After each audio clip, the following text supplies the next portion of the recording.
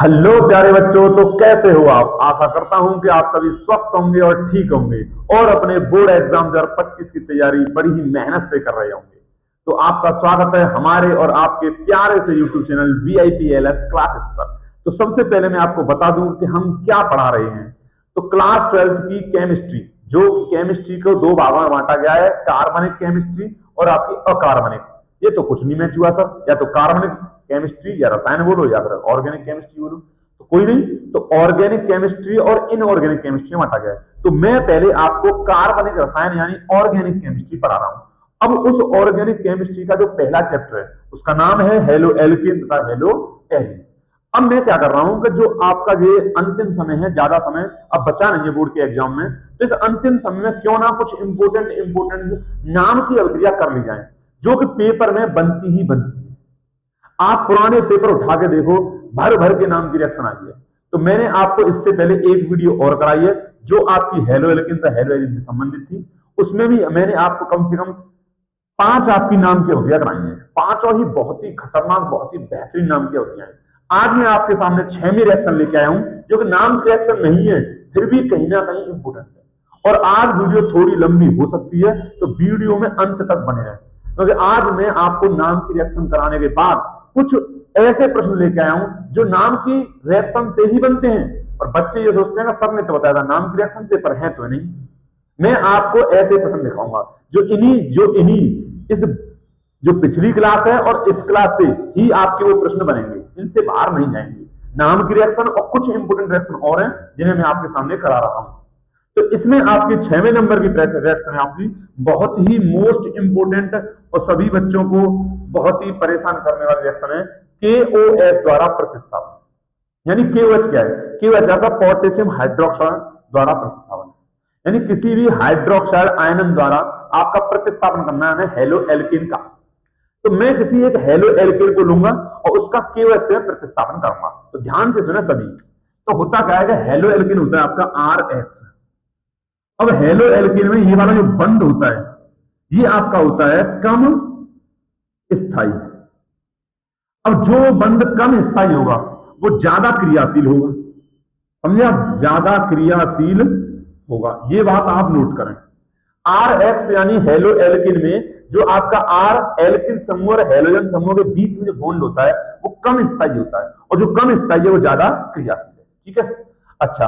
अब मैं इसका प्रतिस्थापन करूंगा आपका KOH के साथ। अब यहां ध्यान से सुन ले मैं क्या कह रहा हूं। दो रिएक्शन बनती हैं, एक तो KOH जलीय लेते हैं हम, यानी KOH जलीय माध्यम में होना चाहिए। तो यहां पहले मैं जलीय माध्यम में लेके KOH की रिएक्शन कराता हूं, और फिर एक रिएक्शन और बनती है जब मैं KOH को एल्कोहलिक माध्यम में लेता हूं। दोनों ही बड़ी ही बहुत ही इंपोर्टेंट रिएक्शन है। आज इनसे बनने वाले सभी प्रश्न जो बोर्ड में आए वो सभी कराऊंगा मैं आपको, तो समय बर्बाद ना करें, आगे बढ़ते हम। तो प्रतिस्थापन अवधियां में क्या होता है? तो ये होता है आपका OH नेगेटिव। ठीक है सर, समझ गए सर? तो ये आपका क्या करता है, इस H नेगेटिव को यहां से हटा देता है, यहां अटैक करता है इस बॉन्ड पे। तो OH नेगेटिव इस बॉन्ड को तोड़ देता है और यहां से X हट जाता है, तो OH यहां पर जुड़ जाता है। तो ये बन जाता है R सिंगल बॉन्ड OH और निकल जाता है आपका KX। तो ये क्या बनेगा सर? तो जब कभी भी एल्किल समूह के पीछे OH आता है तो वो होता है एल्कोहल। तो ये आपका एल्कोहल बन गया। ठीक सर, हो गया। तो एल्कोहल कैसे बना आप समझे? ठीक है, तो ये आपका OH जो है हाइड्रोक्सिल रेनाइन है, ये आपका अटैक करता है आपके हेलोजन तत्व वाले बॉन्ड पर, इसे तोड़ देता है, खुद वहां पर जुड़ जाता है, तो ROH एल्कोहल बन जाता है। तो जब आप जलीय KOH लोगे तो हमेशा ध्यान रखें एल्कोहल बनेगा। अब मैं चाहूं तो इस पर एक एग्जांपल आपके सामने रखता हूं। तो मैंने RH के स्थान पर लिया CH3Cl। बड़ा ही सिंपल, बड़ा ही प्यारा सा एग्जांपल है CH3Cl। नाम क्या सर? नाम भी बता दो। चलो कोई नहीं, हम बताते हैं। तो इसके मैं दोनों तरह के नाम लिखता हूं। एक तो ये है आपके सामने क्लोरोमेथेन। सर ये क्या है? तो ये बच्चा इसका IUPAC नाम है। अब मैं लिखता हूं उसका साधारण नाम। ठीक सर, लिख लो। तो अब साधारण नाम लिखने में CH3 का लिखेंगे हम मेथिल। क्या लिखेंगे? मेथिल। और Cl का लिखेंगे हम क्लोराइड। क्या लिखेंगे? क्लोराइड। ठीक सर। अब इसकी मैं रिएक्शन कराऊंगा KOH। अब जो KOH मैंने लिया है वो लिया है मैंने जलीय। ठीक है, ध्यान रखें KOH जलीय ही होना चाहिए, तभी आपका एल्कोहल बनेगा, अन्यथा नहीं। अन्यथा यानी कुछ और बन सकता है, तो वो भी रिएक्शन इंपोर्टेंट है, वो भी कराऊंगा मैं आपको। तो KOH अगर जलीय लेते हैं तो वह जो ऊपर काम हुआ है वही नीचे काम हुआ, ये OH जाएगा और इस बॉन्ड को तोड़ देगा और CH3 सिंगल बॉन्ड OH और प्लस के आपका KCl निकल जाएगा। ये जो मेन प्रोडक्ट है ये इंपोर्टेंट है, उसे आप लिखो या मत लिखो कोई फर्क नहीं पड़ता। अब सर इसका नाम तो बता दो, तो इसके भी दो नाम है IUPAC, एक साधारण, तो मेथेनॉल, ये इसका क्या हो गया सर, ये इसका नाम हो गया IUPAC। साधारण नाम बता दो, तो CH3 हो गया मेथिल और OH हो गया एल्कोहल। ठीक है सर, ये तो समझ गए, सिंपल है, आ गई। ये जो रिएक्शन मैंने लिखी है ये इतनी इंपॉर्टेंट नहीं है, जो इसके बाद में कराऊंगा वो इंपॉर्टेंट है। यहां पर मैंने KOH लिया है जलीय। अब मैं यदि KOH को, ध्यान से मैं क्या कर रहा हूं, अगर मैं KOH को जलीय माध्यम में ना लेके एल्कोहलिक माध्यम में ले लूं तो क्या होता है, देखो चलो। अच्छा मैं एक बात और बता दूं, इस प्रश्न को आपसे कैसे पूछेगा कि क्लोरोमेथिन से मेथेनॉल बनाओ, कैसे बनता है, या फिर ये पूछ सकता है कि जब क्लोरोमेथिन को जलीय KOH वाले माध्यम में प्रवाहित किया जाता है तो क्या होता है। तो इस प्रश्न को दो प्रकार से पूछ सकता है। अब प्रश्न कैसे बनते हैं इसके बारे में मैंने पिछली वाली वीडियो में आपसे 15-20 मिनट चर्चा किया, किस तरीके से किसी रिएक्शन में से प्रश्न बन सकता है। तो पीछे वाली अगर वीडियो आपने नहीं देखी है तो उसे जरूर देखना है, ठीक है। अब मैं चलता हूं यहां पर KOH जलीय को छोड़कर मैं आपको क्या लेता हूं, एल्कोहलिक KOH लेता हूं। तो मैं इसे एग्जांपल को यहां से मिटा देता हूं। अब यदि मैं हेलो एल्किन के साथ KOH आपका जलीय के स्थान पर एल्कोहलिक KH ले लूं, एल्कोहलिक, तो मैंने यहां पर ले लिया आपका एल्कोहलिक KH, ठीक है सर। एल्कोहलिक KH हो जाएगा तो क्या हो जाएगा, तो एक यहां पर मैं जो बात बताने जा रहा हूं वो ध्यान रखें, वो ट्रिक के तौर पर आप याद रखें। जब आप जलीय KOH लोगे तो एल्कोहल बनेगा, और जब आप एल्कोहलिक KOH लोगे तो जल निकलेगा, क्या समझे, जल निकलेगा, बस हो गया। जब आप एल्कोहलिक KOH लोगे तो जल निकलेगा, और जब आप जलीय KOH लोगे तो एल्कोहल, जल एल्कोहल और एल्कोहल जल। इस तरीके से आप यदि इसे याद रखते हो तो आपका चुटकियों में आंसर आ जाएगा। यहां पर H2 जल तो निकलेगा, उसके साथ आपका KX तो निकलेगा ही निकलेगा। अब जो यहां पर बनेगा मेन प्रोडक्ट वो होगा आपका एल्कीन, एल्कीन बनता है यहां पर एल्कीन। ये बात आप ध्यान रखें कि अगर जलीय KOH लोगे तो एल्कोहल बनेगा, लेकिन एल्कोहलिक KOH लोगे तो जल तो निकलेगा, और जो बचेगा ना वो एल्कीन होगा। सर कैसे, तो ये एग्जांपल देखें, ये इंपोर्टेंट है। तो मैंने एक एग्जांपल लेता हूं बड़ा बेहतरीन, जैसे मैंने लिखा CH3 CH2 single bond Cl, मैंने यहां X के स्थान पर Cl ले लिया, ठीक है सर हो गया, प्लस KOH एल्कोहलिक लिया मैंने। ये जो शब्द लिखा है ये इंपोर्टेंट है, इसे सीरियस लो। जलीय KOH एल्कोहलिक के लिए बहुत अंतर है। अब मैंने एल्कोहलिक KOH लिया तो अभी मैंने आपको बताया कि एल्कोहलिक KOH लिया तो जल निकाल दो, जल, और जल निकालो तो जल कहां से निकलेगा, तो आपके पास OH ये रहा, ठीक सर मिल गया, और H यहां से ले लो, यहां से ले लो, यहां से कोई से कहीं से भी एक H ले लो, इधर से लेनी पड़ेगी, तो यहां से मैंने एक H ले ली, तो ये आपका जल निकल गया, प्लस ये तो निकलेगा ही निकलेगा, ये K और Cl ये आपस में निकलेंगे, KCl मैं इधर लिख देता हूं। अब बच क्या गया, आराम से बच गया आपका CH2 सिंगल बॉन्ड CH2, देखो CH2 ये रह गया आपका, इधर आपका एक H OH के संग आपकी H2 निकल गई और एक CH2 बच गई। अब बताओ क्या ये सही लिखा है, नहीं सर बिल्कुल गलत है। कार्बन की वैलेंसी 4 होती है, ये हमने पढ़ा है, और यहां पर सर आपकी कार्बन की वैलेंसी 2 और 3 हो रही है, यहां पर भी 2 और 3 हो रही है, तो इसे 4 करो, तो 4 करने के लिए क्या होता है, बीच में आता है डबल बॉन्ड, देखो बनाना एल्कीन।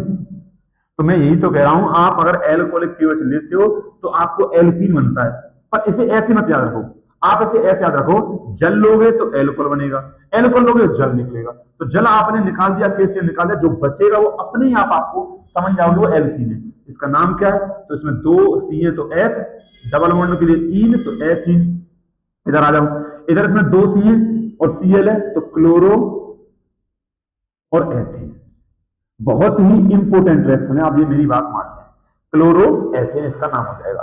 तो इस प्रकार हमने 6वीं मोस्ट इंपोर्टेंट रिएक्शन की है, मैं फिर बता दे रहा हूं, एल्कोहल कहे एल्कोहल KOH तो जल निकाल दो, जल निकाल दो, और जलीय KOH तो एल्कोहल निकाल दो, ठीक है। तो 7वीं पे हम चलते हैं इंपोर्टेंट रिएक्शन।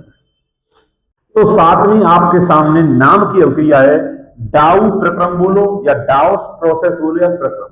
इसमें आपके उत्प्रेरक यूज होते हैं 623 केल्विन ताप पर गर्म करते इस रिएक्शन में, और 300 वायुमंडलीय दाब, एटीएम का मतलब है एटमॉस्फेयर यानी वायुमंडलीय दाब, इस रिएक्शन को करते हैं जिस बर्तन में, उस बर्तन का ताप रखते हैं 623 केल्विन और वायुमंडलीय दाब रखते हैं 301। अब इसमें सर होता क्या है, तो देखें, तो पहली बात तो मैं ये बता दूं कि ये जो रिएक्शन होती है ये हेलो एरीन में होती है, हेलो एरीन्स में होती है। अब हेलो एरीन्स का सामान्य सूत्र आपने पढ़ा है ARX, ये हेलो एरीन्स होते हैं। तो अभी मैंने बड़ी ही इंपॉर्टेंट आपको बात बताई थी कि हेलो एल्केन का जो बंध है वो कम स्थायी है और ज्यादा क्रियाशील है, लेकिन यहां दिक्कत है, यहां पर ये बंध जो है वो ज्यादा स्थायी है और कम क्रियाशील है। ये बात आप यहां ध्यान रखें, कम क्रियाशील है। सर इससे क्या है, तो मैं आपको ना इस रिएक्शन को करके बताता हूं, फिर देखेंगे। तो इस रिएक्शन में हम कोई हेलो एरीन्स लेंगे, हेलो एरीन्स के तौर पर हम लेते हैं क्लोरोबेंजीन। तो क्लोरोबेंजीन हो गया आपका C6H5Cl। इसे या तो ऐसे लिख लो क्लोरोबेंजीन को, या आप संरचना के तौर पर लिखाएं तो बेंजीन बना लो अपनी प्यारी सी बेंजीन, ये आपका बेंजीन हो जाएगा, ठीक है। क्लोरोबेंजीन ये भी लिख दिया मैंने, संरचना के तौर पर भी ले लिया और आपका अणुसूत्र भी लिख लिया। प्लस अब इसमें क्या होता है डाउट प्रोग्राम में, ये भी आपकी एक प्रतिस्थापन अवक्रिया है, ये आपकी एक प्रतिस्थापन अवक्रिया है, प्रतिस्थापन अवक्रिया है, ये भी आपकी प्रतिस्थापन अवक्रिया है। अभी जो मैंने जो कराई है पीछे 6वीं रिएक्शन, वो भी एक प्रतिस्थापन अवक्रिया थी, और वहां किसके द्वारा किया गया प्रतिस्थापन, हाइड्रोक्सी समूह द्वारा, जैसे KOH NaOH उनके द्वारा आपका उसमें किया गया है। जब मैं हेलो एल्केन का अगर KOH के साथ प्रतिस्थापन करता हूं तो वहां पर उसमें मुझे कोई उत्प्रेरक लेना नहीं पड़ता है। क्यों? क्योंकि वहां पर जो हेलो एल्केन का बॉन्ड होता है वो कम स्थायी होता है और ज्यादा क्रियाशील, इसलिए वो आसानी से टूट जाता है और वहां प्रतिस्थापन आसानी से हो जाता है।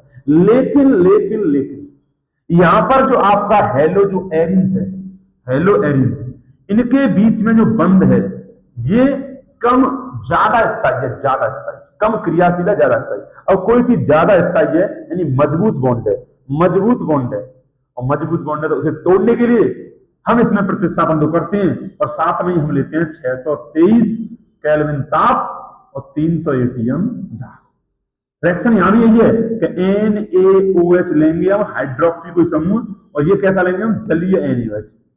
आप जलीय NaOH ले लो या जलीय KOH ले लो, या तो आप सोडियम हाइड्रोक्साइड ले लो या पोटेशियम हाइड्रोक्साइड, कोई दिक्कत नहीं।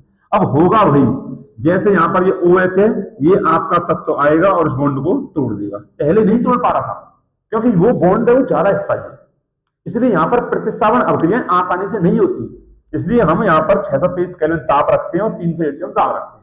तब ये गर्म करने पर ये बॉन्ड थोड़ा कम मजबूत हो जाता है, कमजोर हो जाता है, और फिर OH से अटैक करके इसको तोड़ देता है, और यहां बन जाता है C6H5OH और प्लस के Na।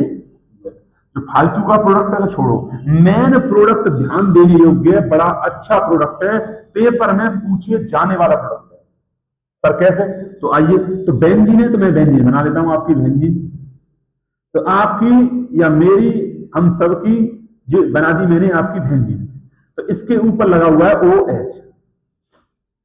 अब बेंजीन रिंग के ऊपर अगर OH होता है तो उसे हम बोलते क्या है, उसे कहते हैं हम फिनोल भाई। क्या बात है, फिनोल। तो अब पेपर में प्रश्न आता है क्लोरोबेंजीन से फिनोल बनाओ, क्लोरोबेंजीन से फिनोल बनाओ, ये पेपर में प्रश्न आता ही आता है। अब आप सोचो क्लोरोबेंजीन से फिनोल, तो सर ने तो बनवाई नहीं। अरे भैया डाउस प्रोसेस है तो उसके लिए, यही तो कह रहा हूं, नाम की रिएक्शन आएंगी जरूर पर थोड़ी घुमा के आ सकती है, तो आपको घुमा के आए कैसे भी आए आपको उसका जवाब देना आना चाहिए। प्रश्न को देखते ही आपको डरना नहीं है, वही बात मैं बार बार कहता हूं, प्रश्न को देख के डरना नहीं है। तो फिनोल आपका यहां पर बन गया, तो ये भी आपकी प्रतिस्थापन अवक्रिया है। तो अब पढ़िए हमने 7वीं, अब मैं पढ़ाऊंगा आपको 8वीं इंपोर्टेंट रिएक्शन। सर शायद लगता है आपने रिएक्शन करा दी, हाँ बिल्कुल मैंने रिएक्शन कराई तो है, लेकिन कहां कराई है, हेलो एल्केन, और वही पढ़ रहे हैं। तो हेलो एल्केन भी ये रिएक्शन करता है और हेलो एरीन्स में भी ये रिएक्शन होती है, तो सर फिर क्यों करा रहे हो? इसमें ध्यान से देखो, दो नाम नहीं है, फिटिंग अवक्रिया और बुर्ज फिटिंग अवक्रिया। या तो इसे आप फिटिंग कहो या फिटिक कहो, बात एक ही है। यानी मैंने कल आपको धातुओं से क्रिया हेलो एल्केन की कराई थी, जो पिछली वाली वीडियो है, अगर वो नहीं देखी है तो पहले वीडियो को यहीं पॉज करके वो पीछे वाली वीडियो जरूर देखें, ठीक है। चलो चलते हैं। तो मैंने पिछले वाले लेक्चर में आपको बुर्ज अवक्रिया कराई थी, एक आपकी अलमेन अवक्रिया थी, एक फ्रैंकलिन थी और एक गिग्नार थी। वो चारों के चारों रिएक्शन आपकी किसमें थी, हेलो एल्केन में। लेकिन यहाँ पर हेलो एरिन से, क्या सर हेलो एरिन भी रिएक्शन करता है? तो बिल्कुल रिएक्शन करता है। बात सब में सेम है। जैसे कि आपको कुछ बातें याद होनी चाहिए जो मैंने कल बताई थी, इनमें जो धातु उपस्थित होती है वो जो कल बताई थी वो सेम है। फिटिंग की अवक्रिया की बात करें, बुर्ज फिटिंग की बात करें, दोनों में ही आपकी सोडियम धातु है। क्या समझा? बुर्ज अवक्रिया, फिटिंग अवक्रिया, बुर्ज फिटिंग अवक्रिया, तीनों ही रिएक्शन में आपकी सोडियम धातु। क्या समझे? ठीक है। अब जो अलमेन अवक्रिया है उसमें कल कौन सी धातु रहती? कॉपर। तो यहां भी अलमेन अवक्रिया में कॉपर ही है, और फ्रैंकलिन अवक्रिया में आपका जिंक है, जैसे कल था। अब यहां पर जो रिएक्शन होती है चारों चारों, उपस्थिति किसकी होती है? सर कल आपने बताया था शुष्क ईथर की, तो आज भी बेटा वही है, शुष्क ईथर। शुष्क ईथर की उपस्थिति है। शुष्क ईथर की चारों रिएक्शन में उपस्थिति रहेगी। यहां पर इन दोनों रिएक्शन में आपको सोडियम लेना है और इन दोनों रिएक्शन में आपको कॉपर या जिंक लेना है। बनता क्या सर? तो बनता है आपका एल्कीन, जैसे कल बना था। तो सर सेम ही रिएक्शन है तो फिर करते ही क्यों है? तो देखें अभी करके जब पता चलेगा आपको। तो एल्केन बनता है, लेकिन वहां एल्केन बना था आपका एलिफेटिक एल्केन। सर ये शब्द कहां से आ गया एलिफेटिक? तो एलिफेटिक उसको कहते हैं जिसमें खुली श्रृंखला हो, जैसे एलिफेटिक आपका एल्कोहल, एलिफेटिक आपका हेलो एल्कीन होती है। खुली श्रृंखला वाला कोई भी क्रिया समूह हो उसे एलिफेटिक कहते हैं, और बंद श्रृंखला वाले को कहते हैं एरोमेटिक। ठीक है, तो यहां पर एरोमेटिक एल्कीन बनती है। जो कल पढ़ाया था वहां पर आपके एलिफेटिक एल्कीन बने, यानी कि हेलो एल्केन से एल्केन तो बनेंगे लेकिन उनसे खुली श्रृंखला वाले, और हेलो एरिन से भी एल्केन बनते हैं लेकिन बंद श्रृंखला वाले। अब सर जल्दी बता दो बस, अब नहीं। तो अब देखें आप, तो मैं पहली लेता हूं आपकी फिटिंग अवक्रिया। तो फिटिंग अवक्रिया होगी आपकी हेलो एरिन के साथ। तो मैं हेलो एरिन लिख देता हूं, कोई भी क्लोरोबेंजीन जैसे, तो मैंने लिखा C6H5 और Cl क्लोरोबेंजीन। अब मुझे लेना क्या है? सोडियम धातु Na। उपस्थिति क्या है इसमें? शुष्क ईथर। ठीक है सर, समझ गया मैं। जब भी बुर्ज नाम कहे तो बुर्ज अवक्रिया होती है हेलो एल्केन में, लेकिन फिटिंग अवक्रिया कहे तो ये होती है हेलो एरिन में। ये बात ध्यान रखना। बुर्ज आपका हेलो एल्केन, फिटिंग और हेलो एरिन। फिटिंग बना हुआ है हेलो एरिन के लिए और बुर्ज बना हुआ है हेलो एल्केन के लिए। चलो चलते हैं। तो यहां पर जैसे पिछले वाली वीडियो में कराया था वैसे ही होगा, आपका एल्केन बनेगा। तो आपको ध्यान हो तो यहाँ जो आर आती है वो डबल हो जाती है, तो यहां पर भी आपका C6H5 single bond C6H5 double हो जाएगा। ये आपका एल्केन बनता है, एरोमेटिक एल्केन, और प्लस के बाहर निकल जाता है NaCl। बैलेंसी के लिए इधर C6H5 दो एक है, इधर दो है, तो इधर यहाँ पर दो लगाऊंगा, दो Cl हो गई, दो यहाँ लगाऊंगा, दो Na हो गई, तो दो यहाँ हो जाएगा। इसमें तो आपको कोई दिक्कत नहीं है। तो ये जो लिखा है ये क्लोरोबेंजीन। ठीक सर, क्लोरोबेंजीन हो गया ये। ठीक है, ये आपकी है सोडियम धातु, आप ये भी जानते हो। बिल्कुल सर जानते हैं, आपने बताया। अब ये क्या बना हुआ है ये इंपोर्टेंट है। ये है क्या सर? इसका नाम तो बता दो। तो इसका जो नाम है वो है डाइफेनिल। क्या है? डाइफेनिल। बेंजीन का जो साधारण नाम होता है वो फेनिल होता है। अब यहां पर ये भी बेंजीन है, ये भी बेंजीन है, ये भी फेनिल, ये भी फेनिल, तो डाइफेनिल। अब पेपर में सर क्या यही आएगा? तो बिल्कुल यही आएगा, क्लोरोबेंजीन से डाइफेनिल बनाओ। डाइफेनिल ही नाम बोलता है वो। अब इसका अगर आप संरचना बनाना चाहें तो संरचना कैसे बनेगी इसकी? तो ये आपका डाइफेनिल की संरचना होती है। तो एक बेंजीन आपकी रिंग जे हो गई और एक बेंजीन चिन्ह आपकी जे रही। जे है गाइस, चलो मैं थोड़ा बड़ा बनाता हूं, हाँ कोई बात नहीं। तो ये एक बेंजीन रिंग आपकी ये हो गई। ठीक सर, हो गया। तो इस प्रकार से संरचना होती है डाइफेनिल। क्लोरोबेंजीन की आप जानते ही हो कि बेंजीन रिंग के ऊपर अगर आप लगा देते हो क्लोरीन तो बन जाती है आपकी क्लोरोबेंजीन। वाह वाह, क्या सर, क्या बात है सर। तो यहां पर आपका क्लोरोबेंजीन से डाइफेनिल बन गया।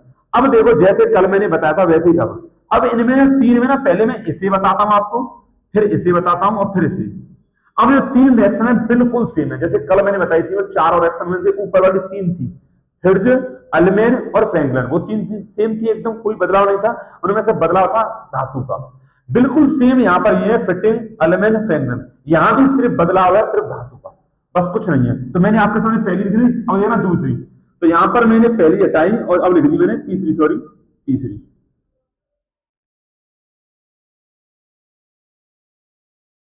तीसरी रिएक्शन अल्मेन अवक्रिया बिल्कुल सेम है, कुछ नहीं है, बस कॉपर धातु है। तो बस हो गया, तो कुछ नहीं करना है। यहां ये सोडियम है। अच्छा ऐसा करो, पहले इसका आप स्क्रीनशॉट ले लो। ये आपकी पहली रिएक्शन है, ये फिटिंग अवक्रिया है, स्क्रीनशॉट ले लो। ले लिया? तो अब मैं कराता हूं तीसरी। तीसरी रिएक्शन है आपकी अल्मेन। एल्यूमिनियम में है आपका कॉपर, तो यहां पर ये सोडियम के स्थान पर आ जाएगा आपका कॉपर। बस यहां कॉपर आया है तो इधर भी कॉपर आ जाएगा। बस सर इतना ही करना है, बिल्कुल इतना ही करना है कॉपर। लेकिन बनता क्या है, CuCl2, तो यहां से 2 हट जाएगा। हो गई रिएक्शन, बिल्कुल हो गई, एल्यूमिनियम रिएक्शन हो गई है। सेम है, बिल्कुल सेम, बस अंतर इतना है कि फिटिंग में सोडियम है, एल्यूमिनियम में आपका कॉपर है, और फ्रैंकलिन भी सेम है, उसमें जिंक है। फ्रैंकलिन कर दूं मैं आपके सामने, देखो हो गई बिल्कुल।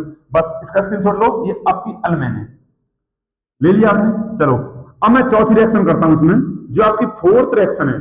फोर्थ नंबर चेंज होगा, रिएक्शन चेंज नहीं होगी, देखना। तो यहां पर आपका फ्रैंकलिन अभिक्रिया भी जो फोर्थ रिएक्शन है, उसमें धातु आएगी जिंक। तो मैं क्या करता हूं, कॉपर के स्थान पर यहां लिख देता हूं जिंक। भाई सोडियम है, मैं कॉपर कर लेना, यहां लिख देता हूं मैं आपके जिंक, ठीक है। और यहां जब जिंक यहां आई है तो यहां भी जिंक आई, बिल्कुल सर, हो गई रिएक्शन, फ्रैंकलिन रिएक्शन हो गई। देखा आपने, उपस्थिति समय से शुष्क ईथर, धातु का बदलाव है, बस बनेगा भी समय से, रिएक्शन ही है। और बच्चे इनसे डरते, बुर्ज फिटिन फिटिन ये वो, कुछ नहीं है इनमें, डरना तो है ही नहीं है। बनेगा भी सर यही डाइफेनल डाइफेनल डाइफेनल, क्लोरोबेंजीन लो डाइफेनल बन जाएगा, ब्रोमोबेंजीन लो डाइफेनल बन जाएगा। शुष्क ईथर का शुष्क ईथर रहेगा। गर्म करने का चिन्ह लगा दो, गर्म और कर देते हैं, कोई दिक्कत नहीं होती, ठीक है। तो ये आपकी हो गई कौन सी रिएक्शन, फ्रैंकलिन रिएक्शन। स्क्रीनशॉट आप ले सकते हैं, बिल्कुल। दूसरी रिएक्शन जो कि मोस्ट इंपोर्टेंट है आपकी, अगर पेपर में फिटिंग अभिक्रिया पूछी है तो पक्का उसका एग्जामिनर जो एग्जाम बनाता है उसका फर्ज बनता है कि वो बुर्ज फिटिंग भी पूछेगा। चलो चलते हैं, बुर्ज फिटिंग या फिटिक बोल लो आप, अभिक्रिया मैंने ये लिख ली, ठीक है। अब करते हैं, सेम बात है, यहां भी सोडियम का सोडियम धातु है, यहां भी आपका शुष्क ईथर है, यहां भी आपका गर्म करना है, यहां भी आपका एल्केन ही बनेगा। पर सर अंतर क्या है, आप उसे वहां भी बता सकते हैं। अंतर है, यहां पर 2 शब्द हैं, एक है बुर्ज और एक है फिटिंग, इनका अंतर है। तो अभी मैं आपको मैंने क्या बताया था, बुर्ज शब्द है हेलो एल्केन के लिए और फिटिंग शब्द है आपका हेलो एरिन के लिए, बस ये समझे। यानी कि आप इस तरीके से याद कर लो कि बुर्ज फिटिंग में आपका हेलो एल्केन भी आएगा और हेलो एरिन भी आएगा। यानी कि अगर सिर्फ फिटिंग अभिक्रिया है, सिर्फ फिटिंग, तो वो हो जाएगी सिर्फ हेलो एरिन्स के लिए, और अगर सिर्फ बुर्ज अभिक्रिया है, बुर्ज अभिक्रिया, तो वो हो जाएगी सिर्फ हेलो एल्केन के लिए। अगर आपको जानकारी अच्छी लगती है तो प्लीज अभी तुरंत लाइक करें, शेयर करें और सब्सक्राइब जरूर कर दें। अब बहुत हो गया सर, आगे पढ़ाऊं, हाँ भाई पढ़ा रहा हूं। तो बुर्ज फिटिंग अभिक्रिया में दोनों चीजें हैं, बुर्ज यानी हेलो एल्केन भी आएगा और हेलो एल्केन। चलो चलो चलो, तो बुर्ज अभिक्रिया के लिए मैंने कोई हेलो एल्केन ले लिया, CH3Cl, ठीक है सर, और प्लस फिटिंग अभिक्रिया के लिए मैंने ले लिया आपका C6H5CL, फिटिंग के लिए हेलो एरिन, बुर्ज के लिए हेलो एल्केन।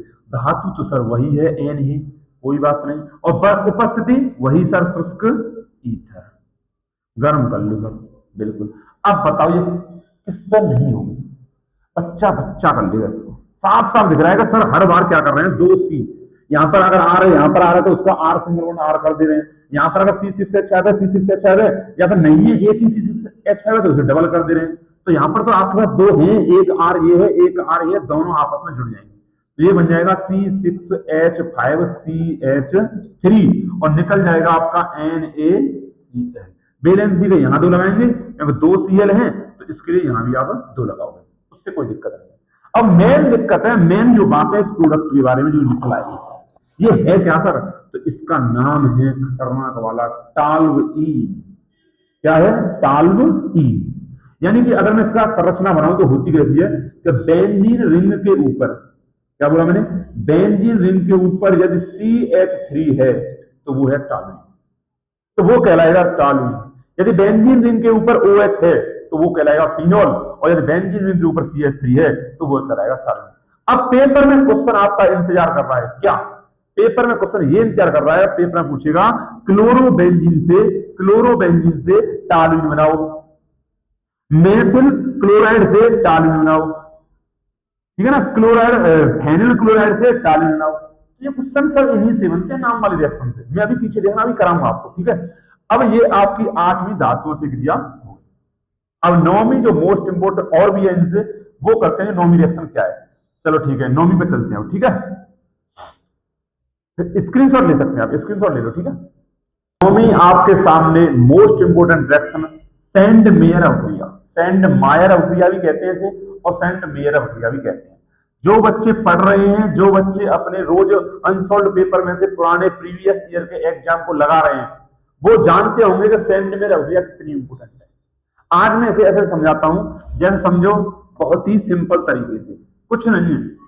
आपको अगर इसकी हिंदी याद होती है, यानी लैंग्वेज याद होती है, तो आप इसकी रिएक्शन, ये तो मैंने कल आपको बताया था खूब आराम से 10-15 मिनट। अगर आपने पीछे वाली वीडियो नहीं देखी है तो वो जरूर देखें।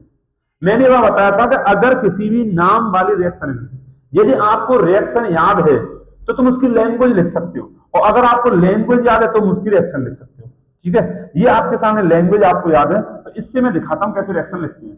तो बोला क्या है, बेंजीन डाइएजोनियम हैलाइड, ये बड़ा ही इंपोर्टेंट तत्व है, इसे मैं लिखता हूं। अगर यदि आपको इसका फॉर्मूला नहीं याद है तो फिर आप छोड़ दो, भूल जाओ रिएक्शन करना।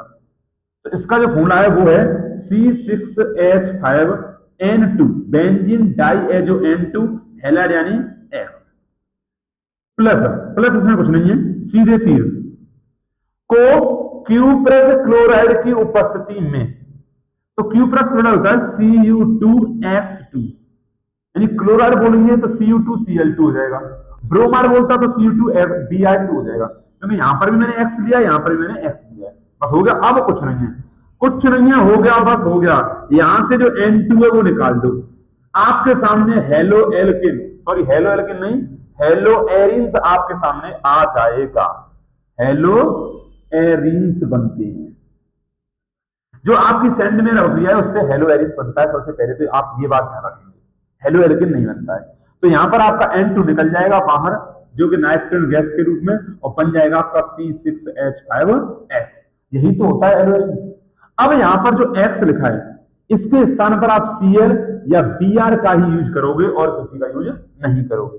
यदि आप यहां पर Cl लिखते हो तो C6H5N2Cl, तो आपको यहां भी Cl लिखनी पड़ेगी, Cu2Cl2, तो आपका यहां क्या बनेगा, C6H5Cl। देखो मैं करके दिखाता हूं, सब छोड़ो, आप बाहर में जाए सर करके दिखा दो हमें। तो C6H5N2 मैंने दिया X लिया Cl, इसका नाम क्या है सर, तो इसका नाम हो जाएगा बेंजीन, ठीक है सर, डाई एजोनियम, ये क्या था, हैलाइड। जब यहां पर X लिया था, लेकिन अब Cl है तो क्या आएगा, बिल्कुल सही, क्लोराइड। अब इसमें उपस्थिति किसकी है, Cu2Cl, अब कहेंगे इसे Q प्लस क्लोराइड, Cu2Cl2। अब यहां पर जो बनेगा क्या, जैसे यहां पर बना है वैसे यहां पर बनेगा C6H5 और Cl और प्लस N2 निकल जाएगा। और आप अच्छी तरह जानते हो कि सर इसका नाम है क्लोरोबेंजीन, ठीक है। मैं क्या कह रहा हूं, मेरी बात ध्यान सुने।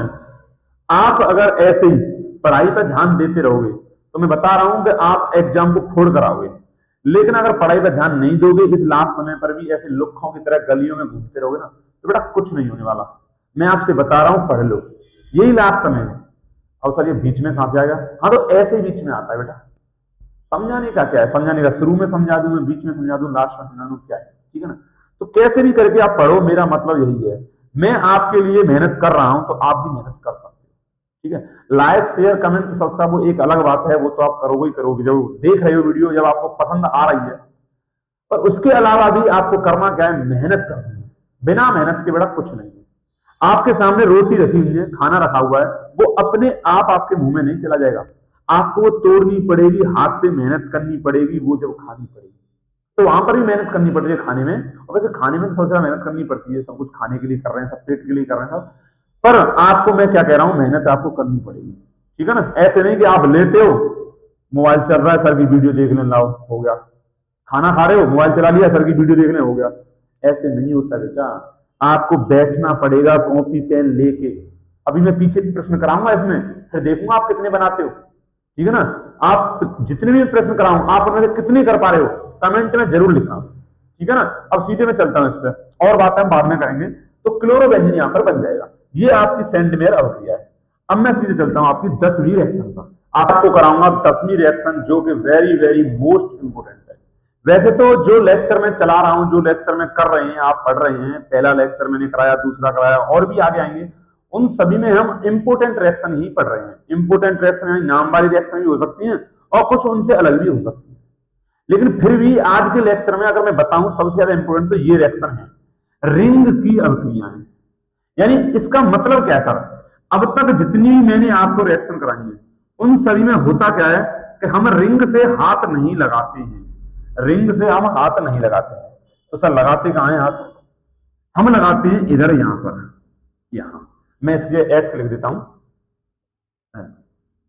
जितनी भी रिएक्शन मैंने अभी आपको सेंटमेयर करवाई है, डाउस प्रोसेस करवाई है, या फिर मैंने आपको फिटिंग अभिक्रिया कराई, बुर्ज फिटिंग कराई, या फिर मैंने आपको आपकी अलमेन अभिक्रिया कराई, फ्रैंकलैंड अभिक्रिया कराई, सभी के सभी रिएक्शनों में जो मेन प्रोडक्ट बनता है वो इस बॉन्ड को तोड़कर बनता है।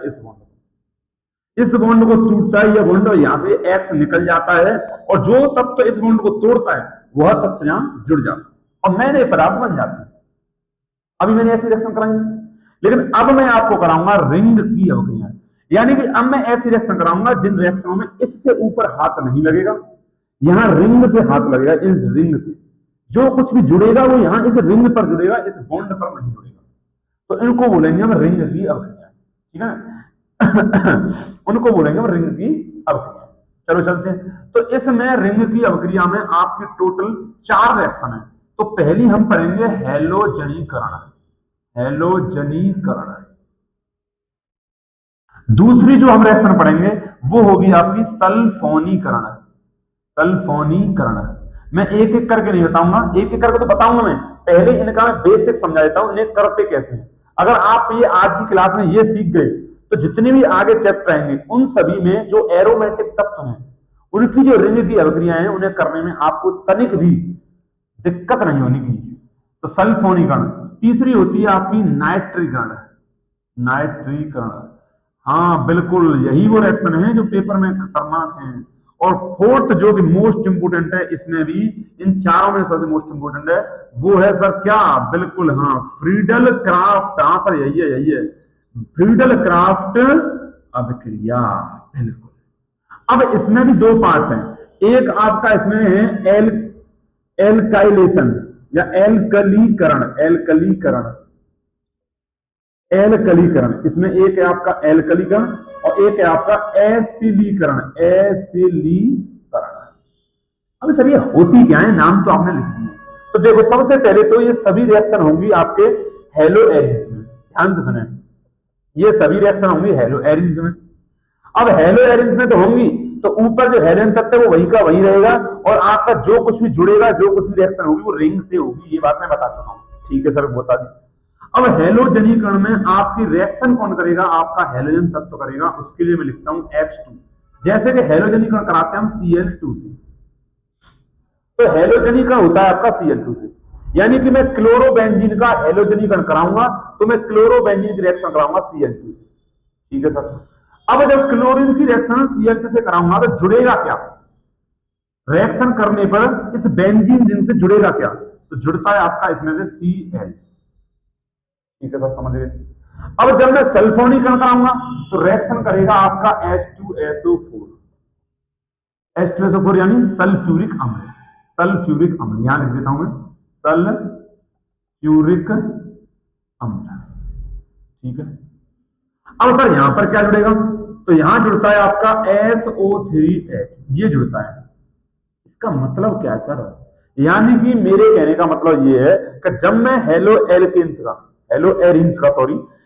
एरिन्स का सल्फोनीकरण कराऊंगा तो मैं हेलो एरिन्स की रिएक्शन कराऊंगा आपकी H2SO4 से। अब H2SO4 में जो निकल के आएगा, जो इसकी बेंजीन से रिंग से चिपकेगा, वो चिपकेगा SO3H। फिर मैं कराऊंगा नाइट्रीकरण। जब आपसे कहेगा हेलो एरिन्स का नाइट्रीकरण करो तो आप हेलो एरिन्स की रिएक्शन कराओगे HNO3 से। ये क्या होता है, ये होता है आपका नाइट्रिक अम्ल। क्या होता है ये, नाइट्रिक अम्ल। बिल्कुल सर, हम जानते हैं नाइट्रिक अम्ल।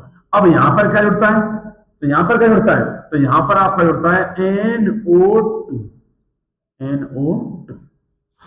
क्या समझे आप, जब हेलोजनीकरण होगा तो Cl2 से रिएक्शन करानी है और Cl जुड़ेगा इस बेंजीन पर, सल्फोनीकरण की बात करें तो H2SO4 से रिएक्शन करानी है और जुड़ेगा SO3H। नाइट्रीकरण की बात करें तो HNO3 से रिएक्शन करानी है, जुड़ेगा NO2। अब नाइट्रीकरण में आप एक बात ध्यान रखें कि जो नाइट्रीकरण होता है उसका एक उत्प्रेरक है। जब कभी भी नाइट्रीकरण करेंगे तो उसका आपका उत्प्रेरक है सांद्र H2SO4।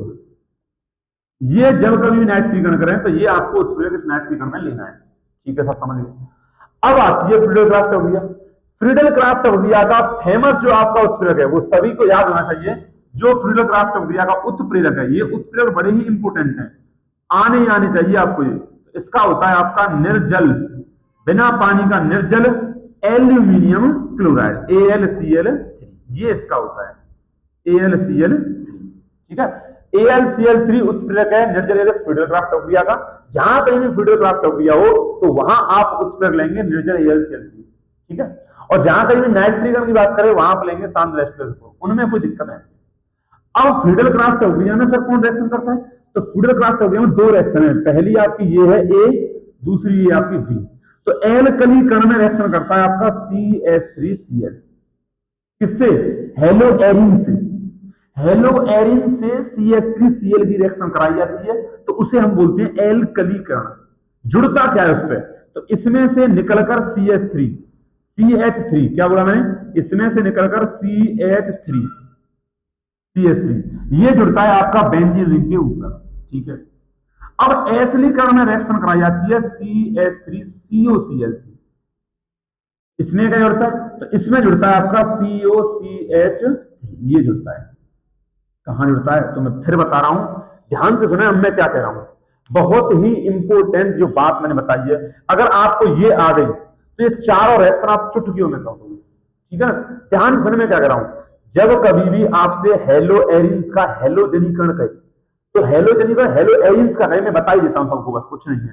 हेलो एरिन्स का ही नहीं, फिनोल का कहे, आपका एनलीन का कहे, आपका बेंजाइलडिहाइड का कहे, आपका बेंजोइक अम्ल का कहे, किसी भी एरोमेटिक कंपाउंड का आपसे हेलोजनीकरण कहे तो आपको Cl2 से रिएक्शन करानी है उसकी।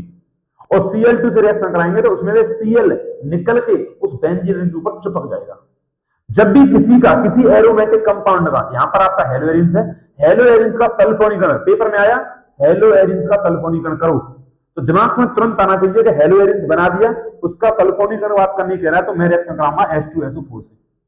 अब H2SO4 से रिएक्शन कराएंगे तो उसमें H2SO4 से क्या निकलेगा? SO3H, और वो वहां पर छुप जाएगा बेंजीन रिंग के ऊपर। अब नाइट्रीकरण HNO3 से रिएक्शन होगी तो NO2।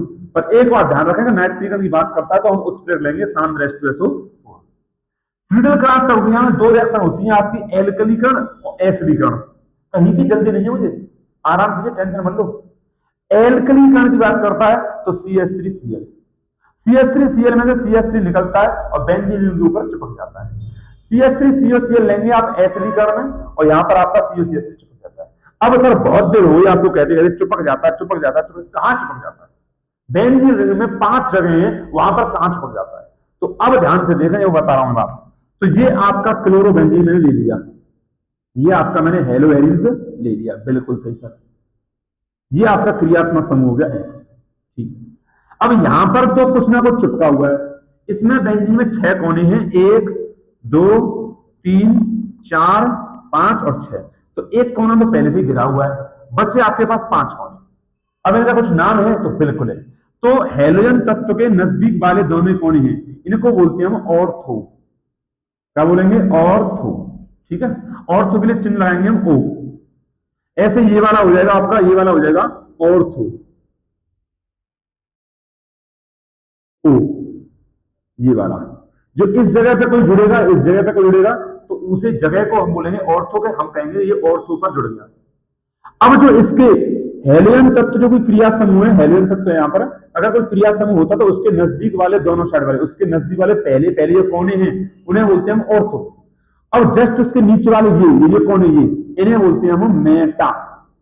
मेटा बेटा फेसबुक वाला नहीं है, उस दुनिया से निकल जाओ, फेसबुक इंस्टाग्राम वाली रील सरकाना छोड़ दे, रील से कुछ नहीं होने वाला, पढ़ ले। तो मेटा, हाँ ध्यान आ गया होगा मेटा का नाम सुनते। तो मेटा बोलते हैं इसको, इसके लिए चिन्ह बोलते हैं हम एम। ये वाला भी हो जाएगा कोना, ये वाला भी कोना हो जाएगा मेटा यानी एम। अब जो बच गए लास्ट कोना, जो कि आपका क्रियात्मक समूह वाले कोने से जस्ट सामने है, उसे बोलते हैं आपका पैरा, और इसके लिए व्यक्त करते हैं पी। तो ये स्थान है बेंजीन रिंग में 6 कोनों में, एक पर कोने पर होगा आपका क्रियात्मक समूह। यहाँ तो आपका बेंजीन में आपका क्लोरीन है या फिर हेलोजन तो कोई भी हो सकता है, लेकिन अगर इसके स्थान पर OH आ जाए, COOH आ जाए, कोई भी आ जाए, उसके साइड वाले दोनों कोने होंगे उन्हें ऑर्थो बोलते हैं, फिर उससे नीचे वाले कोने होंगे उन्हें मेटा बोलते हैं, और लास्ट का एक बचता है पैरा। तो ये आप समझे। अब मैं बताऊंगा आपको इंपोर्टेंट बात, इंपोर्टेंट बात।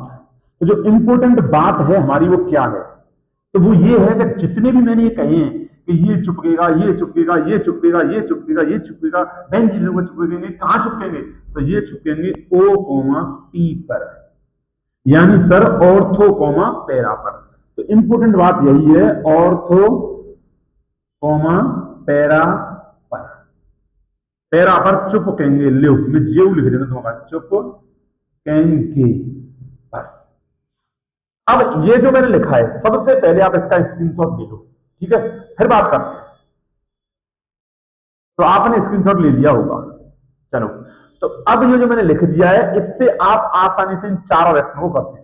मैं फिर एक बार बताता हूं क्या करना है आपको, कि हेलोजनीकरण का एक Cl2 से रिएक्शन, और Cl2 से रिएक्शन तो करा दी, लेकिन निकलेगा क्या Cl, और Cl और बेंजीन पर चुपकेगा ना ऑर्थो और पैरा पे, ठीक है। सल्फोनीकरण करें तो H2SO4, H2SO4 यानी SO3H निकलेगा, SO3H कहां छुपेगा, ऑर्थो और पैरा पे।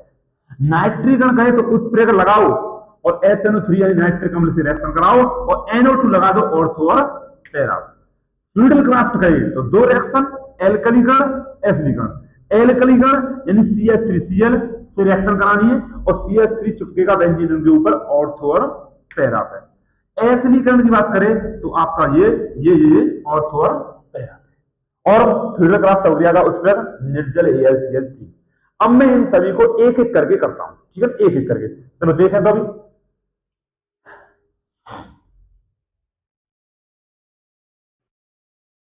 तो पहले मैं करता हूं आपका हेलोजन पर। ध्यान से देखें, जो मैंने नियम बताए थे उन्हें ध्यान रखें। आपने कॉपी में वो लिख लिए होंगे और नहीं लिखे तो उन्हें ध्यान रखें, और कॉपी में लिख लिए तो ध्यान से देखते चलें। तो हमें हेलोजनीकरण करना है हेलो एरिन्स का। तो हेलो एरिन्स के एग्जांपल में मैं ले लेता हूं क्लोरोबेंजीन। तो ये ले लिया मैंने क्लोरोबेंजीन, ठीक है सर, बन गया क्लोरोबेंजीन। अब इसकी रिएक्शन मुझे करानी किसकी है, तो हेलोजनीकरण की बात करता तो रिएक्शन कराऊंगा मैं Cl2 से, हो गया, गर्म कर दो बस। अब Cl2 में से निकलेगा क्या, Cl, पता था, Cl निकल के इस बेंजीन के ऊपर चुकेगा। तो मैं आपको बता दूंगा, कल आपकी 25 जनवरी 2025 को शाम को मैं वीडियो बना रहा था, तो तभी एक बहुत जरूरी काम लग गया, इस वजह से वो मैंने वीडियो वहीं रोक दी, और आज 26 जनवरी 2025 को सुबह मैं ये वीडियो शूट कर रहा हूं आगे। तो सबसे पहले तो आप सभी को 26 जनवरी यानी कि रिपब्लिक डे, हमारा भारत देश यह 76वां रिपब्लिक डे मना रहा है, रिपब्लिक डे, गणतंत्र दिवस, उस सभी की आपको सभी को, आपके परिवार को सभी को हार्दिक शुभकामनाएं। तो चलते हैं अपने टॉपिक पर। तो कल मैंने आपको बताया था कि जो रिंग की अभिक्रियाएं हैं, जो रिंग की अभिक्रियाएं हैं वो होती हैं हेलो एरिन्स में, हेलो एल्केन में नहीं होती, क्योंकि हेलो एल्केन एरोमेटिक नहीं होते हैं। हेलो एरिन्स आपके एरोमेटिक होते हैं, इसलिए आपकी रिंग की अभिक्रियाएं इसमें होती हैं। अब मैं आपको कल, यानी कल की बात करें तो कल 25 जनवरी को मैं आपको हेलोजनीकरण करा रहा था। हेलोजनीकरण में मैं क्या बताया था कि Cl2 से रिएक्शन होगी, गर्म किया जाएगा और Cl निकल के इस पे जुड़ जाएगा। और कल मैंने आपको बताया था कहां जुड़ जाएगा, मतलब आपके लिए तो वीडियो ये एक ही है पूरी, और मैं ये शूट कर रहा हूं, मैंने ये कल की थी और फिर आज सुबह कर रहा हूं, ये कोई जरूरी काम लग गया था मुझे। तो क्लोरीन इस पे चिपक जाएगा ऑर्थो पे और पैरा पे। सर कैसे चिपकेगा, तो कल पूरी हमने चर्चा कर चुकी है, किस पे चिपकता है, क्या चिपकता है, क्या आप पीछे वीडियो पूरी देखकर आए होंगे तो आपको पता चलेगा। तो यहाँ पर Cl है ही है। अब इसमें से Cl2 में से जो Cl निकलेगा वो चुकेगा इसके या तो ऑर्था स्थान पे या चुकेगा पैरा स्थान पर, या तो हम इसे लाएंगे ऑर्थो पर या लाएंगे पैरे पर। तो ये हो जाएगा आपका Cl, अब लगा देंगे Cl को पैरा पर। तो इस प्रकार ये आपका हो जाएगा। अब ये जो रिंग की अभिक्रिया में पहली है हेलोजनीकरण, जो दूसरी अभिक्रिया है वो है आपकी सल्फोनीकरण। तो दूसरी अभिक्रिया है आपकी सल्फोनीकरण। तो मैं लिखता हूं सल्फोनीकरण। कर्ण, बिल्कुल सर समझ गए। अब सल्फोनीकरण मैंने कल क्या बताया था कि जब आपसे कहता है कि हेलो एरिन्स का सल्फोनीकरण करो, तो आप कोई सा भी हेलो एरिन्स लेके उसकी H2SO4 से रिएक्शन करा दोगे। तो मैंने आपका एक ही अपना प्यारा क्लोरोबेंजीन हेलो एरिन्स ले लिया, ठीक सर, आगे बढ़ जाओ। तो यहां पर H2SO10 सल्फ्यूरिक अम्ल लिया और अब मैं इसका रिंग की अवक्रिया में रिएक्शन करा रहा हूं। तो कल ही मैंने बताया था आपको कि इसमें से SO3H, यानी पीछे मैंने आपको बताया है कि इसमें से SO3H निकलेगा और इस रिंग के ऊपर चिपक जाएगा। और कहां चिपकेगा? ऑर्थो और पैरा में। हेलो एरिन्स का आपको यहाँ सल्फोनीकरण कहे, हाँ वही समझ गए, हाँ तो कुछ भी कहे तो आपको चिपकाना ऑर्थो और पैरा पे। तो इस प्रकार आपका यहां पर ये चिपक जाएगा, ये चिपकेगा, ऊपर क्लोरीन रहेगा। या तो आप SO3H को चिपका दो ऑर्थो स्थान पर, या करके लिखना है, या प्लस नहीं लगाना, या आप SO3H को लगा दो पैरा स्थान पर। किस पे? पैरा स्थान पर। इस प्रकार अभी मैं आपको, ये लास्ट है आपकी, इसके बाद आपको सीधे न्यूमेरिकल यानी पेपर में बने क्वेश्चन वो कराऊंगा, वीडियो में बने रहे। तो इस प्रकार आपका यदि क्लोरोबेंजीन है तो ये आपका बन जाएगा। अब सर आप एक बात नहीं बता रहे, इनके नाम तो बता दो, ये नाम क्या है इनके? तो मैं इनके आपको नाम बताता हूं, ठीक है। तो इस ऊपर वाले का जो नाम होगा उसका नाम कैसे लिख सकते हैं? अगर मैं इसकी नंबरिंग करूं तो ये 1,2, यहाँ पर 1,2,3,4, ये 1 2, ये 1 2 3 4 ये 5 हो जाएगा, ये 6 हो जाएगा। इसी प्रकार से 2 3 4 5 6 हो जाएगा। अब इसका नाम लिखें तो क्या लिख सकते हैं? 1,2, और दोनों ही स्थान पर क्लोरो है तो die chloro, 1,2 die chloro benzene, बिल्कुल इसका ये नाम हो जाएगा। अगर आप इसका लिखना चाहें तो 1,4 डाई क्लोरो बेंजीन, इसका नाम ये हो जाएगा। अब आओ इसका नाम लिखते हैं, तो इसका नाम हो जाएगा आपका जो SO3H है, सल्फो बोलते हैं, सल्फो। और ये किस स्थान पर है? ऑर्थो स्थान पर। तो ये हो जाएगा आपका ऑर्थो सल्फो क्लोरोबेंजीन,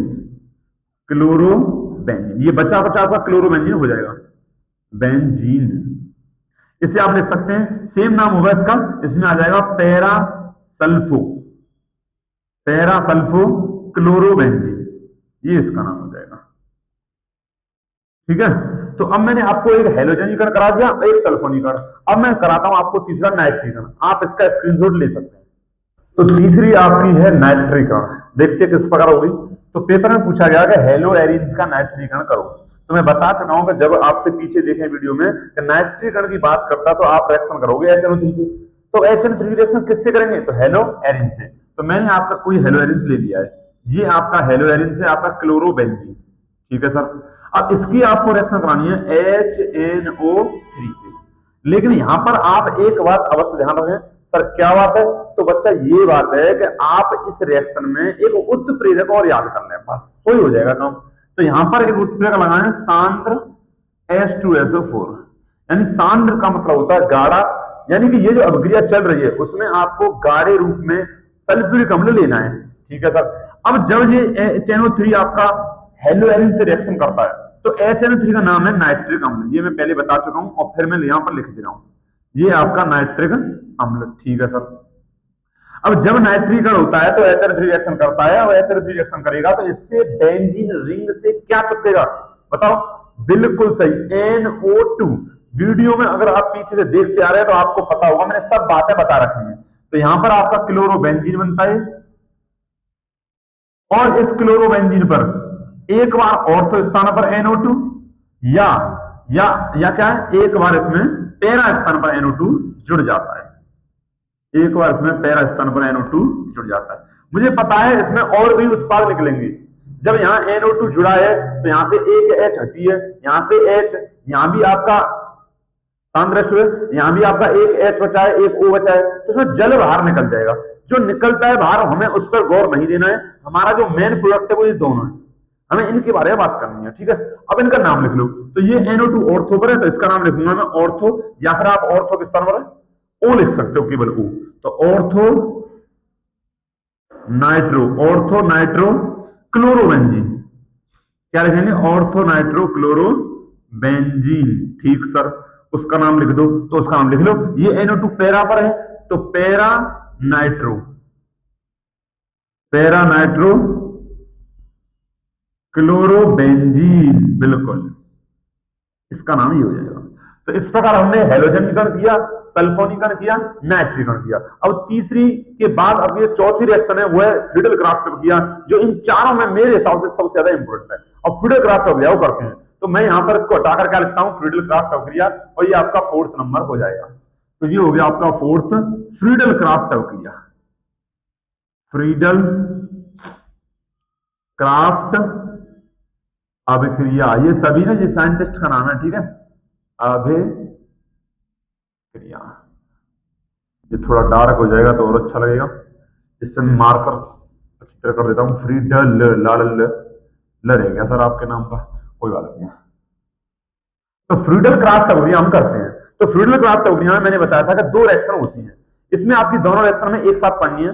तो एक है आपकी एल्कलीकरण और एक है आपकी एसिडीकरण। एक है आपकी एल्कलीकरण, एल्कलीकरण बिल्कुल सही, ठीक है, हो गया। अब एल्कलीकरण में आपको रिएक्शन करनी है CH3Cl से, ये मैंने लिख दिया ऊपर ही, बस हो गई। तो इसमें आप लोगे क्लोरोबेंजीन या ब्रोमोबेंजीन भी ले सकते हो, कोई सा भी हेलोएरिन आप ले सकते हो, ये आपका क्लोरोबेंजीन। अब आपको इसकी रिएक्शन करानी है एल्कलीकरण में CH3Cl से। अब यहां जो इंपोर्टेंट बात है वो यही है कि आप तीर के ऊपर जो लिखते हो उत्प्रेरक, वो लिखोगे निर्जल AlCl3, निर्जल AlCl। अब जैसे ही आप लिखते हो तुरंत रिएक्शन शुरू हो जाएगी, यहां पर CH3 निकलेगा और इसके ऊपर यहां पर चिपक जाएगा। जैसे मैंने बताया था आपको कि CH3Cl में CH तरह बेंजीन के ऊपर लग जाता है, तो ये आपका मैंने बेंजीन के ऊपर लगा दिया। अब बेंजीन के ऊपर ऑर्थो पर, पैरा पर, मेटा पर कहां लगेगा, तो सभी बच्चों का जवाब आ रहा है कि यहां पर आपका एक बार सर ऑर्थो पर लग जाएगा और या करके एक बार में से पैरा पर लगा देंगे। सर ऐसा क्या मतलब है कि या करके, देखो मैं आपको बता दूं कि इसमें आपका ऐसा करने पर आपका ऑर्थो भी बनता है और पैरा भी बनता है, दोनों ही बनते हैं, दोनों ही आपके बन जाते हैं। लेकिन आपका जो पैरा भाग है वो 60% बनता है और जो आपका ये ऑर्थो है 40% बनता है। यानी कि जो क्लोरोबेंजीन का पैरा व्युत्पन्न है, मैं क्या कह रहा हूं ध्यान से सुने, जो क्लोरोबेंजीन का पैरा व्युत्पन्न है वो आपका बनता है 60% और जो ऑर्थो व्युत्पन्न है वो बनता है आपका 40%। सर क्या ये इसी में बनेगा? नहीं, जितनी मैंने हेलोजनीकरण कराई वहां भी यही हाल है, नाइट्रीकरण, सल्फोनीकरण और फ्रीडल क्राफ्ट की दोनों रिएक्शन में यही हाल है, ठीक है। अब सर इनके नाम लिख सकते हैं, तो बिल्कुल लिख सकते हैं।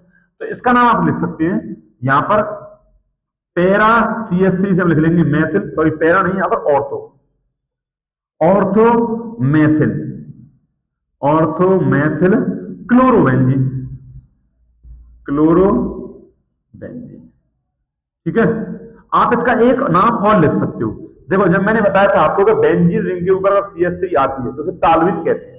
अगर मैं इसकी नंबरिंग करूं तो इधर से कर दूं 1 2, तो दूसरे नंबर पर क्लोरो है तो 2 क्लोरो टालविन, ये भी नाम एकदम इसका सही है। क्या समझे आप मैं क्या कह रहा हूं? अगर मैं CH3 को मान्यता दूं, मैं CH3 को प्रिफर करूं, तो CH3 इसमें ऐसे व्यवहार करेगा जैसे CH। अब मैं इसके तरफ से नंबरिंग करता हूं 1 2, तो दूसरे नंबर पर क्लोरीन आया तो हम लिखेंगे 2 क्लोरो और ये CH3 बेंजीन को मिलाकर ये बन जाएगा आपका टालुइन, CH3 बेंजीन को मिलाकर ये आपका बन जाएगा टालुइन। अगर आप इसका नाम लिखना चाहें तो बिल्कुल सेम हो जाएगा, यहां पर होगा पैरा मैथिल और आपका ये benzene chlorobenzene, para Maithil chlorobenzene, chlorobenzene, ठीक सर हो गया। तो पैरा क्लोरोबेंजीन हो जाएगा, या फिर इसका दूसरा नाम लिखना चाहें तो वो हो जाएगा 1 2 3 4 क्लोरो टालुइन, ठीक है। अब मैं चलता हूं, ये आपका एल्कलीकरण हो गया। अब मैं चलता हूं दूसरा एसिलीकरण पर। तो दूसरा आपका एसिलीकरण, एसिलीकरण, एसिलीकरण इस पे। अब इसे एसिलीकरण क्यों कह रहे हैं? क्योंकि इसमें जो आपका रिएक्शन होती है वो एसिल क्लोराइड से होती है। अब एसिल क्लोराइड होता है आपका CH3COCl, ये जो पीछे COCl लिखा है ये आपका इल क्लोराइड है। क्या है सर? इल क्लोराइड, इल क्लोराइड, ये आपका इल क्लोराइड है। तो सर इससे क्या है? तो इससे ये है कि ये इल क्लोराइड है, तो इसका नाम पड़ गया एसिलीकरण, एसिल इल एसिलीकरण। तो मैं क्लोरोबेंजीन लेता हूं आपका, तो ये आपका क्लोरोबेंजीन हो जाएगा। ये छोटा सा बना देता हूं मैं, एक ही पेज पे ये दोनों आ जाएंगे। क्लोरोबेंजीन प्लस, इसकी रिएक्शन करानी है आपको CH3COCl से। इसका नाम लिख सकते हैं क्या? तो इसमें 2 C है, Cl की आपको C नहीं गिननी है, तो इसमें 2 C है, 2 के लिए इसमें लगाते हैं एसिड। ये साधारण नाम लिखने का तरीका है। अगर आपको साधारण नाम नहीं आते हैं तो प्लीज कमेंट कर दें, मैं आपको सिखा दूंगा। तो ये हो जाएगा एसिटिल क्लोराइड, ये हो जाएगा आपका। अब आपकी आगे रिएक्शन चलेगी। उत्प्रेरक आपको ध्यान रखना है, फ्रीडल क्राफ्ट अभिक्रिया का उत्प्रेरक निर्जल AlCl3, निर्जल AlCl3, ये आपका उत्प्रेरक है। जो काम यहां हुआ है वही काम यहां होगा। इसमें से CH3 निकल के चिपका है ऑर्थो पैरा पर, यहां आपका COCH3 निकल के चिपकेगा ऑर्थो पैरा पर। ये बात मैं आपको बता चुका हूं, ठीक है। तो ये आपका बेंजीन हो गया। बड़ा छोटा बना रहे हो सर, पहले तो आपने जगह का ध्यान नहीं दिया। कोई नहीं, चलो मैनेज करते हैं। तो ये आपका क्लोरोबेंजीन। अब इसमें एक ऑर्थो पर लगा दो COCH3, यहां करके एक बार पैरा पे लगा दो, ये क्लोरोबेंजीन, और इस पे हो गया सर ये CO और Cl, यहां तो Cl रहेगा ही रहेगा, ये रिंग की अभिक्रिया है, और यहां आ जाएगा आपका COCH। इस प्रकार आपके ऑर्थो और पैरा व्युत्पन्न प्राप्त होंगे। यहां भी वही बात है कि पैरा पर 60%, पैरा जो व्युत्पन्न है वो 60% बनेगा, और आपका जो ऑर्थो व्युत्पन्न है वो 40% बनेगा। अब सर इनका नाम और लिख दो तो मजा ही आ जाए। तो इसका नाम लिखेंगे हम, ये आपका 1 2 मान लो इसे, तो 2 क्लोरो एसीटो, मैं यहां लिखता हूं एसीटोफिनोन,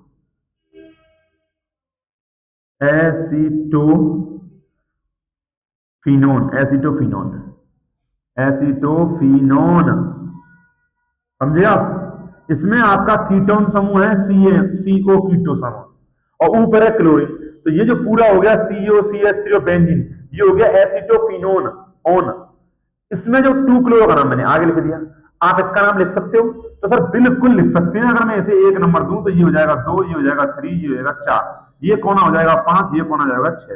इन कोनों पर कार्बन है, ये बात ध्यान रखना, और हमेशा नंबरिंग कार्बन पर की जाती है। यदि आपने IUPAC नाम बनाना सीख रखा है, और अगर IUPAC नाम नहीं बनाना जानते हो, तो मैंने आपको IUPAC नाम अपने चैनल पर प्लेलिस्ट में बना के सभी सिखा दिया। 3 वीडियो ज्यादा नहीं है, आप उन्हें देख सकते हो और आप सीख सकते हो। तो इसका नाम हो जाएगा 4 क्लोरो, इसका नाम मैं ऊपर लिख देता हूं, 4 क्लोरो, ठीक। और एसीटोफिनोन,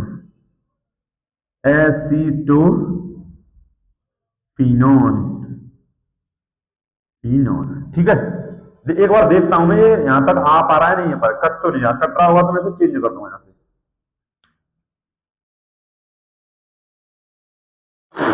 हाँ, तो एकदम पूरा यहां पर आ पा रहा है, आप देख पा रहे होंगे।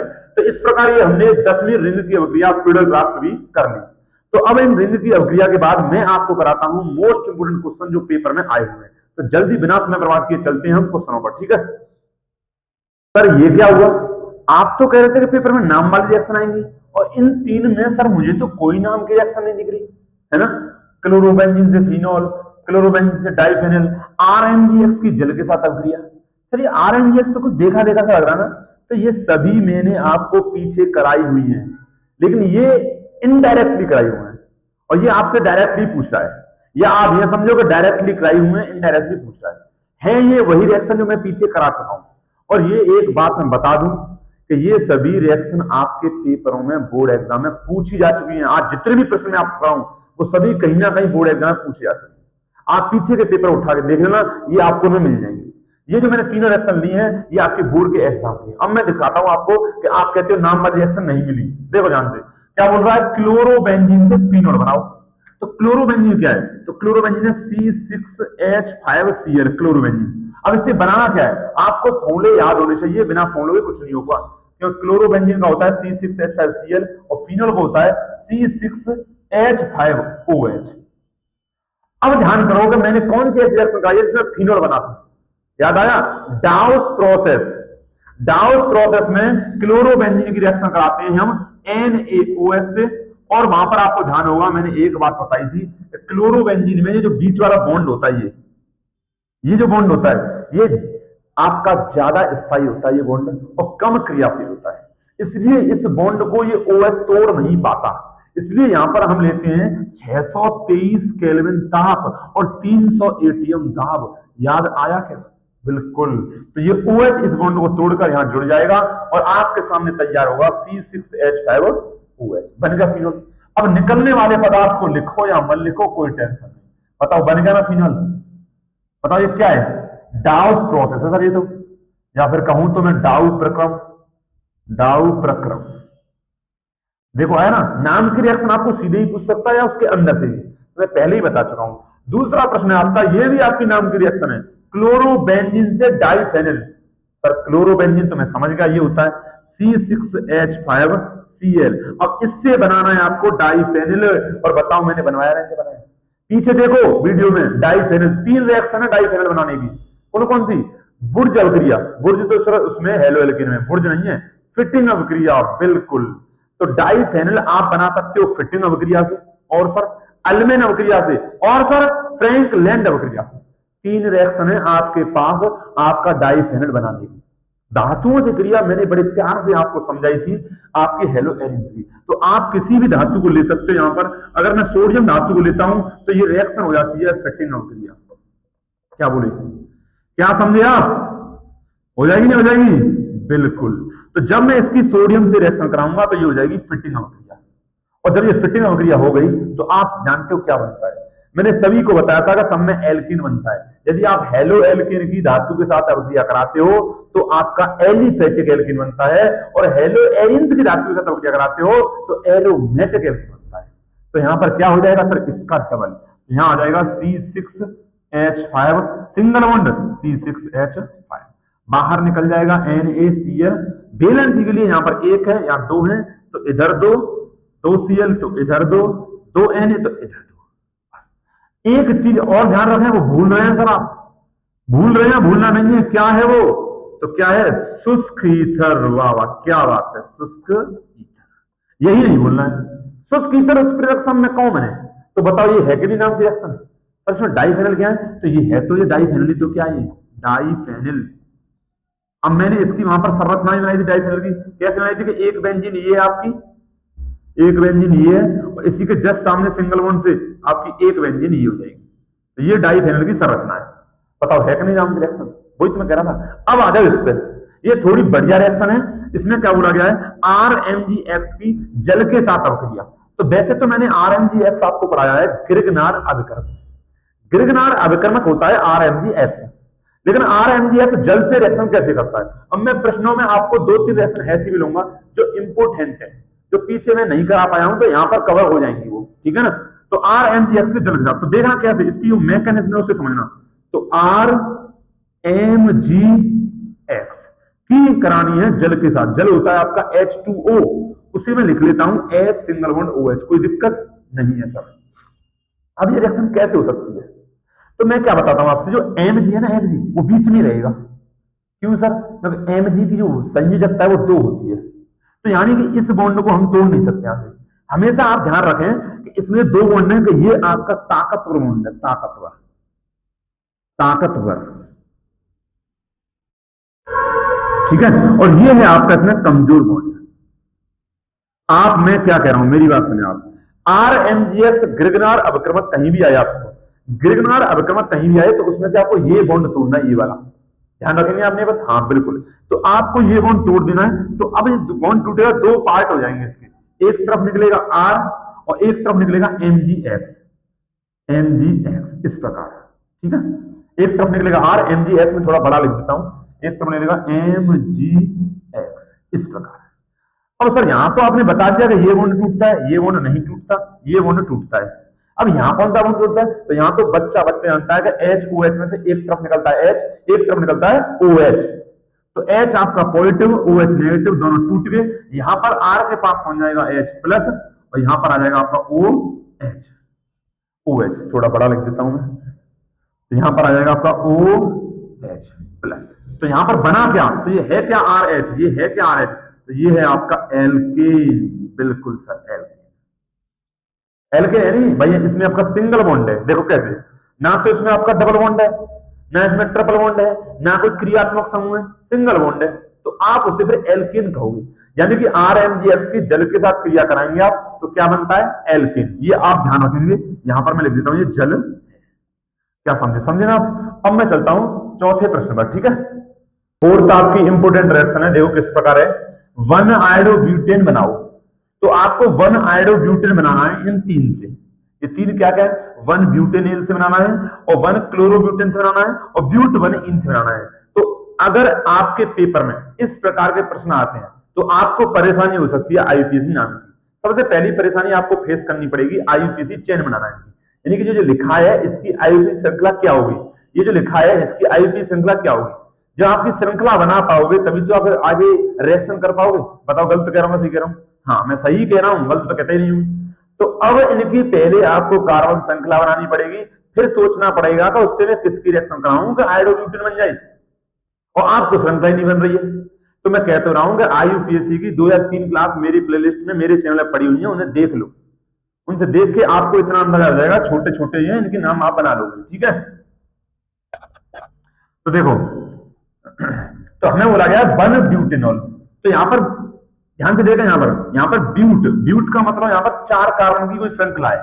तो 4 कार्बन, 1 2 3 और 4। अब इसमें आप या तो इधर से 1 2 3 4 कर लो, या इधर से कर लो। तो मैंने अगर इधर से 1 2 3 4 कर दिया तो इस वाले कार्बन पर जुड़ा हुआ है OH, इस वाले कार्बन पर है OH, क्योंकि 1 ब्यूटेनॉल है। 1 ब्यूटेनॉल का नॉल का मतलब है OH समूह। नॉल ओल ओल आता है एल्कोहल के लिए, और एल्कोहल का जो चिन्ह होता है वो OH होता है। अब OH इसमें जुड़ा कहां है, तो उसने नंबर दिया है 1 पहले कार्बन पर। आप या तो इसे मान सकते हो पहला कार्बन, या इसे मान सकते हो। अब इसमें सब स्थानों को बैलेंस करो। जैसे मान लो कि यहाँ पर कार्बन की एक बैलेंस दिखा रहा है, तो होती टोटल 4 है। तो 4 करने के लिए हम क्या करेंगे, आप 3H लगा लेंगे। यहाँ पर आपकी कार्बन की बैलेंस 1 2 है, तो 2 कम है तो यहाँ H2 लगा लेंगे। यहाँ पर भी 2 है तो 2 कम है तो H2। तो इस प्रकार बाद में आपको H भरनी आने चाहिए। यहाँ पर भी कार्बन की बैलेंस 2 है तो यहाँ आपका CH2।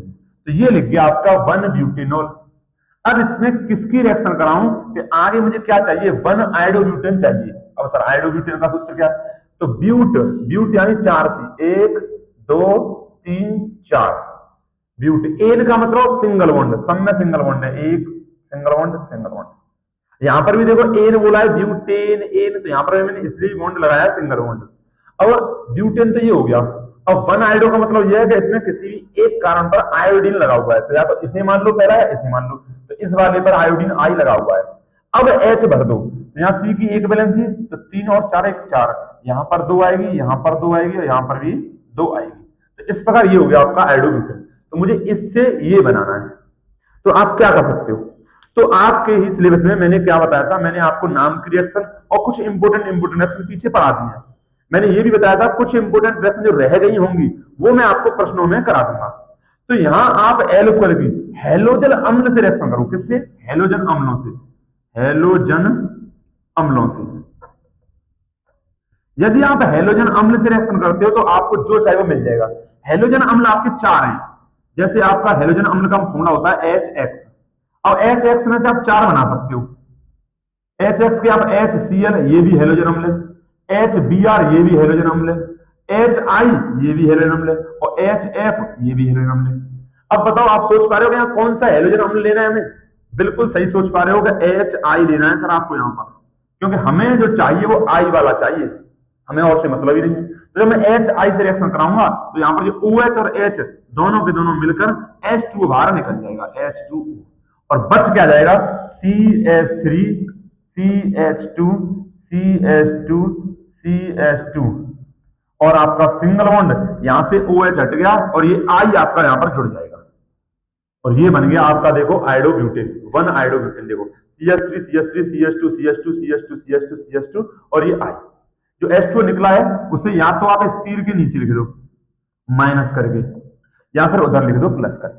तो मैंने आपको कराया 1 ब्यूटेनॉल से, ये 1 ब्यूटेनॉल है, 1 ब्यूटेनॉल से 1 आयोडोब्यूटेन, यहां से लेकर यहां तक ये 1 आयोडोब्यूटेन है, और यहां से लेकर यहां तक ये पूरा का पूरा 1 ब्यूटेनॉल है। अब मैं लेता हूं 1 क्लोरोब्यूटेन से। 1 क्लोरोब्यूटेन से मुझे बनाना है 1 आयोडोब्यूटेन। तो 1 क्लोरोब्यूटेन का पहले मैं श्रृंखला बना दूंगा, ठीक है। तो श्रृंखला क्या बनेगी, तो ब्यूट की बात कर रहा है तो 4 कार्बन, तो एक CH3 single bond CH2 single bond CH2 single bond CH3, ये ब्यूटेन हो गया। 4 तो इसमें कार्बन है, ठीक है। मैंने H ना आपकी बार पहले से भर दी है, 4 इसमें कार्बन है और एन के पीछे इसमें एन बोला हुआ है, तो एन आता है आपका सिंगल बॉन्ड के लिए, इसलिए मैंने सिंगल बॉन्ड लगा दिया। अब इसमें पहले कार्बन पर Cl लगा हुआ है, तो इसमें मैं से एक H हटाऊंगा और एक Cl लगा दूंगा, तो ये हो गया 1 क्लोरोब्यूटेन। अब इससे मुझे चाहिए क्या, आपके सामने 1 आयोडोब्यूटेन, ये चाहिए मुझे। यहां भी यही बनाना है, यहां भी यही बनाना है, इसमें भी यही बनाना है। अब बताओ आप कैसे करेंगे, तो आप सोचो यहां पर किसकी रिएक्शन कराऊं। अब मैंने ये रिएक्शन पीछे करा चुका हूं, ध्यान करो आप, ऐसे काम नहीं चलेगा। मैंने ये आपकी कराई थी, यहां पर सोचो क्या हो रहा है, यहां पर भी आपका हेलो एल्केन और हेलो एल्केन से बनवा भी क्या रहा है, हेलो एल्केन, और हेलो एल्केन से हेलो एल्केन यानी हेलोजन विनिमय अभिक्रिया, और हेलोजन विनिमय अभिक्रिया 2 है आपकी, एक तो फ्रिंकलिस्टीन अभिक्रिया, एक श्वार्ज़ अभिक्रिया, ध्यान आया आपका? हाँ बिल्कुल। अब यदि यहां पर मैं फ्रिंकलिस्टीन अभिक्रिया का यूज करूं या श्वार्ज़ का, तो सोचो, तो जो आपकी फ्रिंकलिस्टीन अभिक्रिया है, फ्रिंकलिस्टीन अभिक्रिया,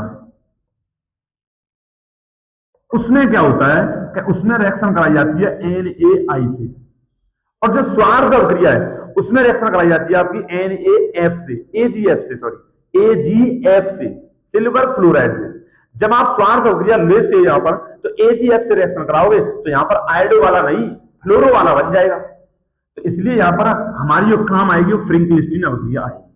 तो इसमें यहां पर NaI से रिएक्शन कराऊंगा मैं, और आपके सामने सब कुछ तैयार है कि NaCl यहां से निकल जाएगा और I आपका यहां आ जाएगा। हो गई, देखो CH3 CH2 CH2 CH2 और ये I बन गई आपकी फिर से 1 आयोडोब्यूटेन। ये वही रिएक्शन है जिनसे आप डरते हो, मैं पहले कह दे रहा हूं कि आपको डरना नहीं है। अब आपको डर तो लगेगा जब आपको आता ही नहीं है, ना आपको कार्बन श्रृंखला बन ही पा रही है, ना आपने पीछे से वीडियो देखी है, ना आपके पीछे से नोट्स क्लियर है, ठीक है ना। तो ये आपको डर निक जी है, जब आपको कॉन्सेप्ट क्लियर नहीं होगा तो डर लगेगा, और जब आपका कॉन्सेप्ट क्लियर है तो डर दूर दूर तक नहीं आएगा। छोड़ो सर, आप आगे बढ़ जाओ, मैं तो आगे बढ़ ही जा रहा हूं। तो अब है आपका ब्यूट 1ene, सर ये क्या चक्कर है, तो पहले ना इसकी मैं कार्बन श्रृंखला बना देता हूं। ब्यूट, ब्यूट का मतलब 4C, 1 2 3 4। अब इसमें 1ene बोल रहा है, सर ये क्या है, तो 1ene का मतलब है कि इसमें से किसी साइड वाले को आप पहला कार्बन मानो, बीच में से कभी पहला नहीं मानते हैं, या तो इसे पहला मानो या फिर इसे पहला मानो और उस पर इन लगा दो। इन का मतलब डबल बॉन्ड, तो मैंने मान लिया ये पहला कार्बन है और यहां पर मैंने डबल बॉन्ड लगा।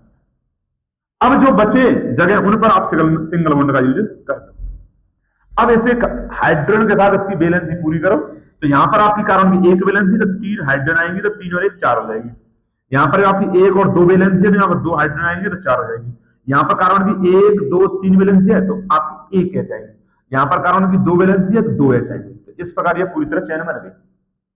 अब मुझे करना क्या है, मुझे आपका करना क्या है, मुझे आपका इससे ब्यूट 1ene से आपका क्या बनाना है, आयोडोब्यूटेन बनाना है। ठीक है सर, अब बताओ सर क्या करना है, तो मैं किससे रिएक्शन करूं कि आपका बन जाए। तो ये है आपका एल्कीन। अब ये रिएक्शन मैंने पीछे नहीं कराई है, तो इसलिए आपके लिए इंपोर्टेंट रिएक्शन है, आप पहली बार से इस वीडियो में पढ़ोगे और इंपोर्टेंट है, बता दे रहा हूं। अब मैं इससे क्या करूं कि आपका ये बन जाए, तो सर आप यहां पर हेलोजन अम्लों की रिएक्शन करा दो। हेलोजन अम्लों की, बिल्कुल सही।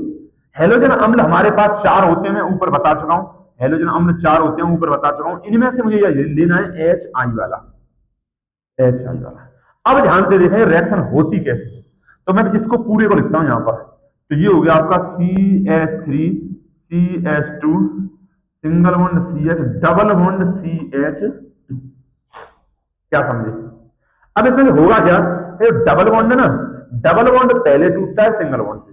ध्यान से सुना मैं क्या कह रहा हूं। अब यहां पर इसमें आपका सिंगल बॉन्ड भी है, डबल बॉन्ड भी है।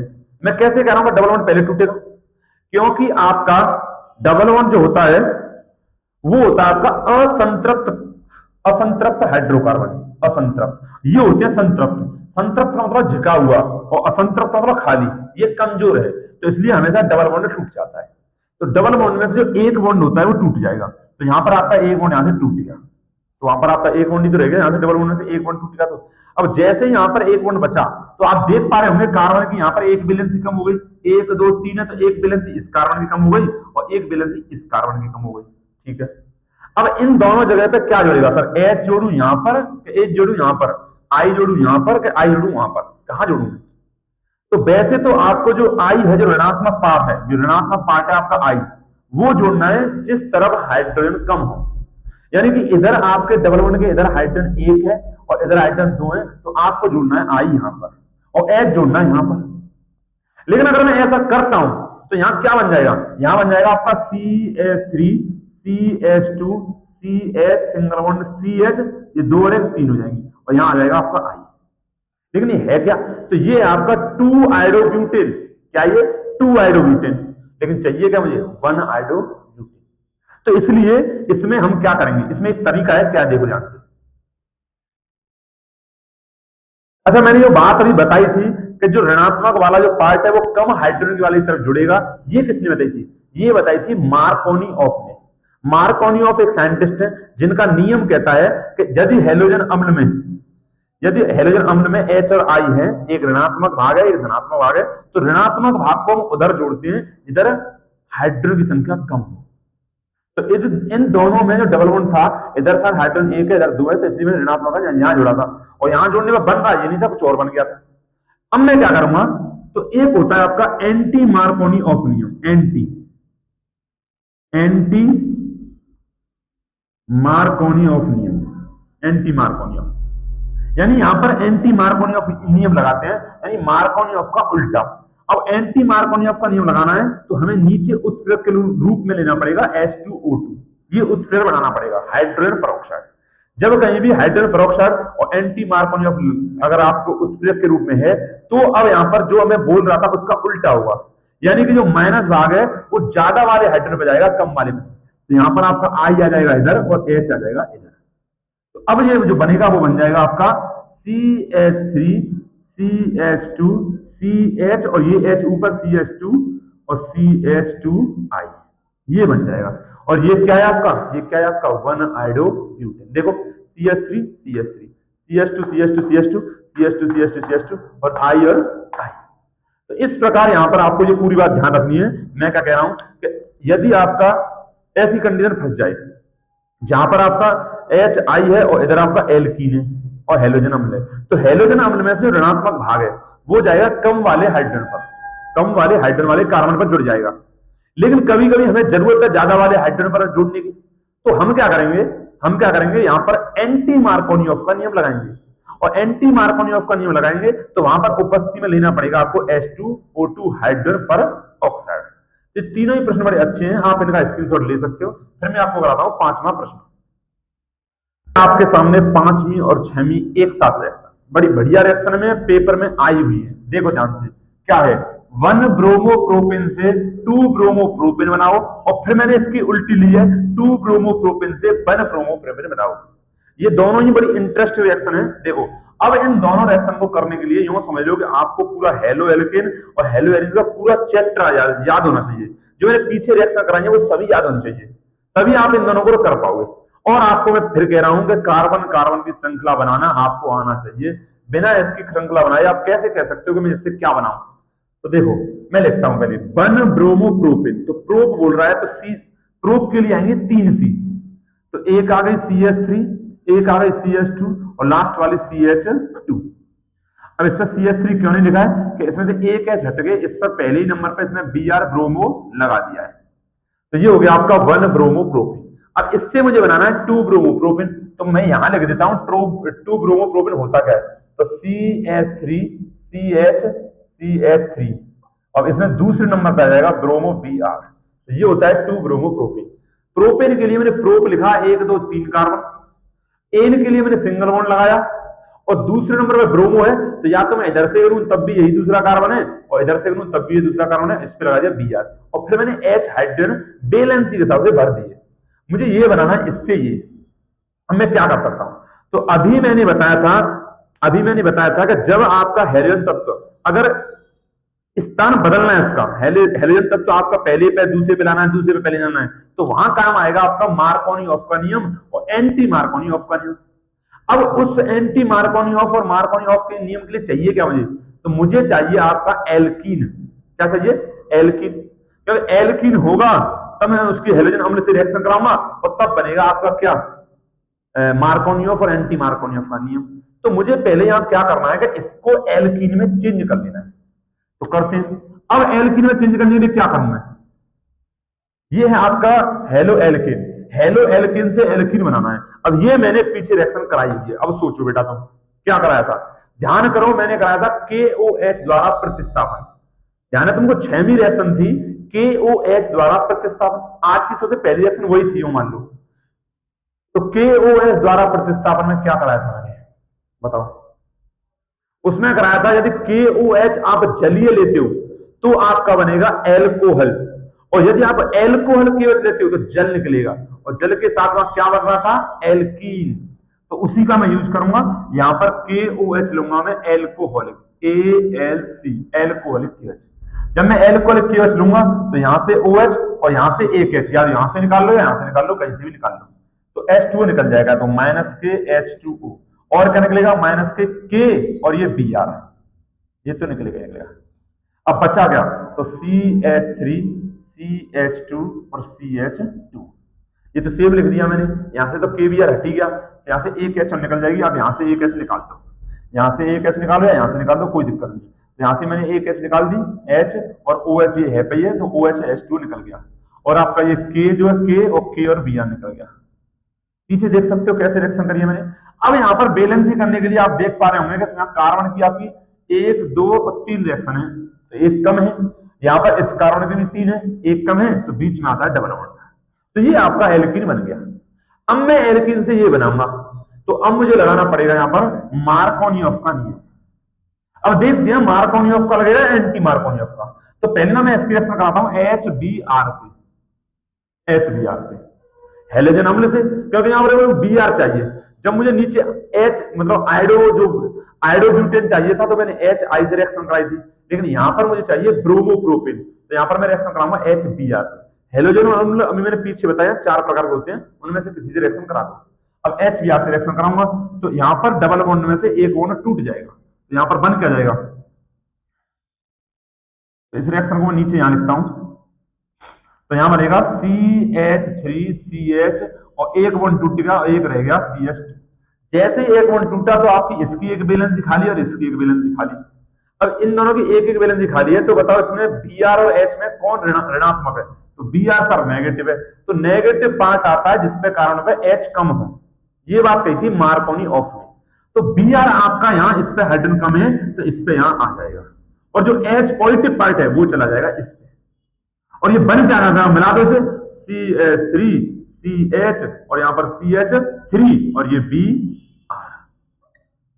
तो यहां पर हमें जरूरत नहीं पड़ी एंटी मार्कोनी ऑफ की, क्योंकि यहां पर मार्कोनी ऑफ का नियम ही काम कर गया। मार्कोनी मार्कोनी कोनी मार्कोनी मार्कोनी ऑफ का नियम, ठीक है। तो मार्कोनी ऑफ का नियम लगाया। मार्कोनी ऑफ का नियम कहता है कि ऋणात्मक भाग उस कार्बन पर जुड़ेगा जिस पर हाइड्रोजन कम हो। तो हाइड्रोजन यहां पर कम है तो इस पर जुड़ेगा, और जैसे ही हमने जुड़ा तो जो देखो क्या बन गया? 2 ब्रोमोप्रोपेन। ये बनाना था, ये बन गया हमारा। तो क्या करना है? सबसे पहले 1 ब्रोमोप्रोपेन का आपको संरचना बनानी है। उसको पहले एल्कोहलिक KOH से, जलीय KOH से नहीं, एल्कोहलिक KOH से रिएक्शन कराएंगे तो आपका बन जाएगा एल्कीन, और एल्कीन की रिएक्शन कराएंगे HBr से, मार्कोनी ऑफ के नियम से बन जाएगा आपका 2 ब्रोमोप्रोपेन। अब मैं कराता हूं आपको 6वीं 2 ब्रोमोप्रोपेन से 1 ब्रोमोप्रोपेन। तो यहां पर क्या है? 2 ब्रोमोप्रोपेन का आप यहां पर ना स्ट्रक्चर बना लो पहले। तो CH3CH ये जो है वो 2 ब्रोमोप्रोपेन ही है, तो मैं इसे लिख देता हूं यहां पर आपका Br। ये हो गया 2 ब्रोमोप्रोपेन। अब हमें क्या करना है? 1 ब्रोमोप्रोपेन बनाना है। तो तब क्या कर सकते हैं? तो वही काम करेंगे जो अभी हमने किया था कि पहले इसकी KOH एल्कोहल से रिएक्शन कराएंगे।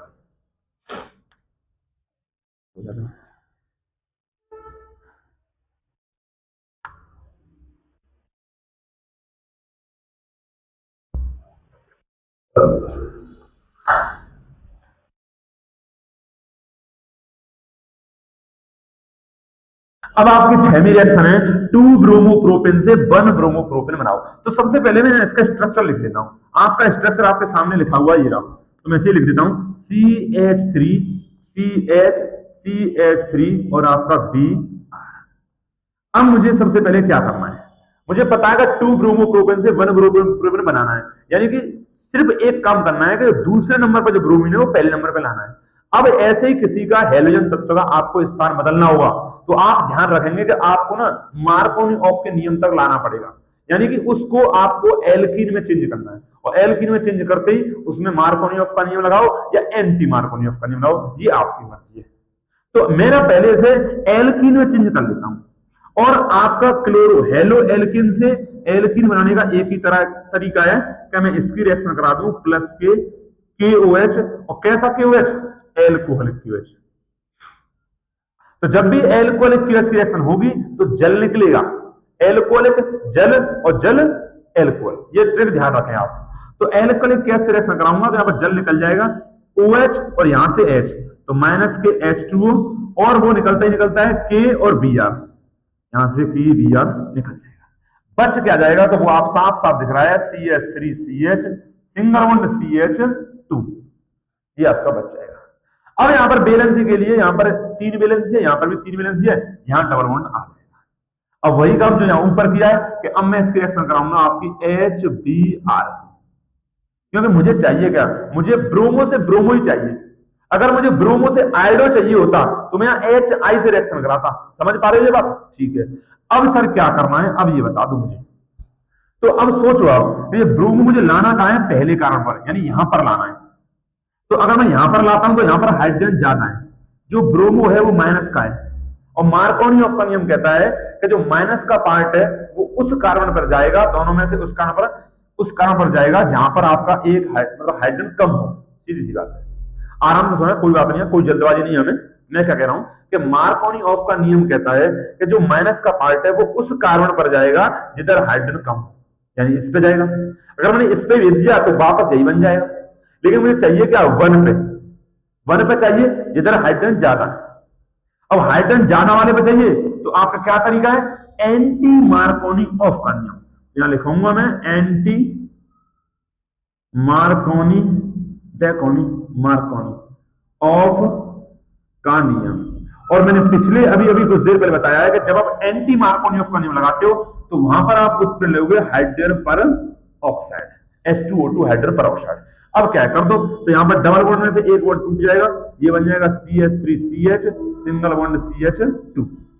अब यहां पर जो Br है वो आना चाहिए था इस पर, लेकिन एंटी मार्कोनी ऑफ का नियम लगाते ही Br आएगा आपका इस पर और H आएगा इस पर, तो यहां पर CH2 हो जाएगा। तो इस प्रकार यही आपका बनेगा, देखो A1 ब्रोमोप्रोपेन CH3CH2CH2Br CH3CH2CH2Br। आप इस Br को चाहो तो नीचे लगा दो, चाहो तो आपकी सतल्ली के लिए आगे लगा देता हूं। तो ये आपका 1 ब्रोमोप्रोपेन से 2 ब्रोमोप्रोपेन बना, और ये आपका 2 ब्रोमोप्रोपेन से 1 ब्रोपेन बना।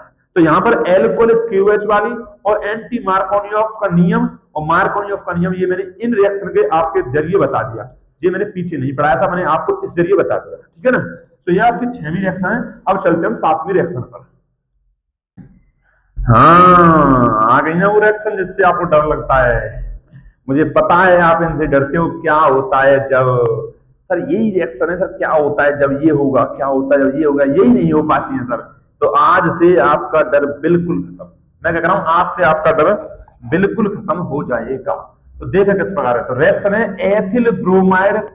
क्या होता है, मैं पूरे नाम ही पढ़ के बताता हूं। क्या होता है जब एथिल ब्रोमाइड की क्रिया सोडियम एथॉक्साइड से कराई जाती है। दूसरी है, क्या होता है जब एथिल क्लोराइड की क्रिया KCN से कराई जाती है, और KCN है एल्कोहलिक, ठीक है सर, समझ गए।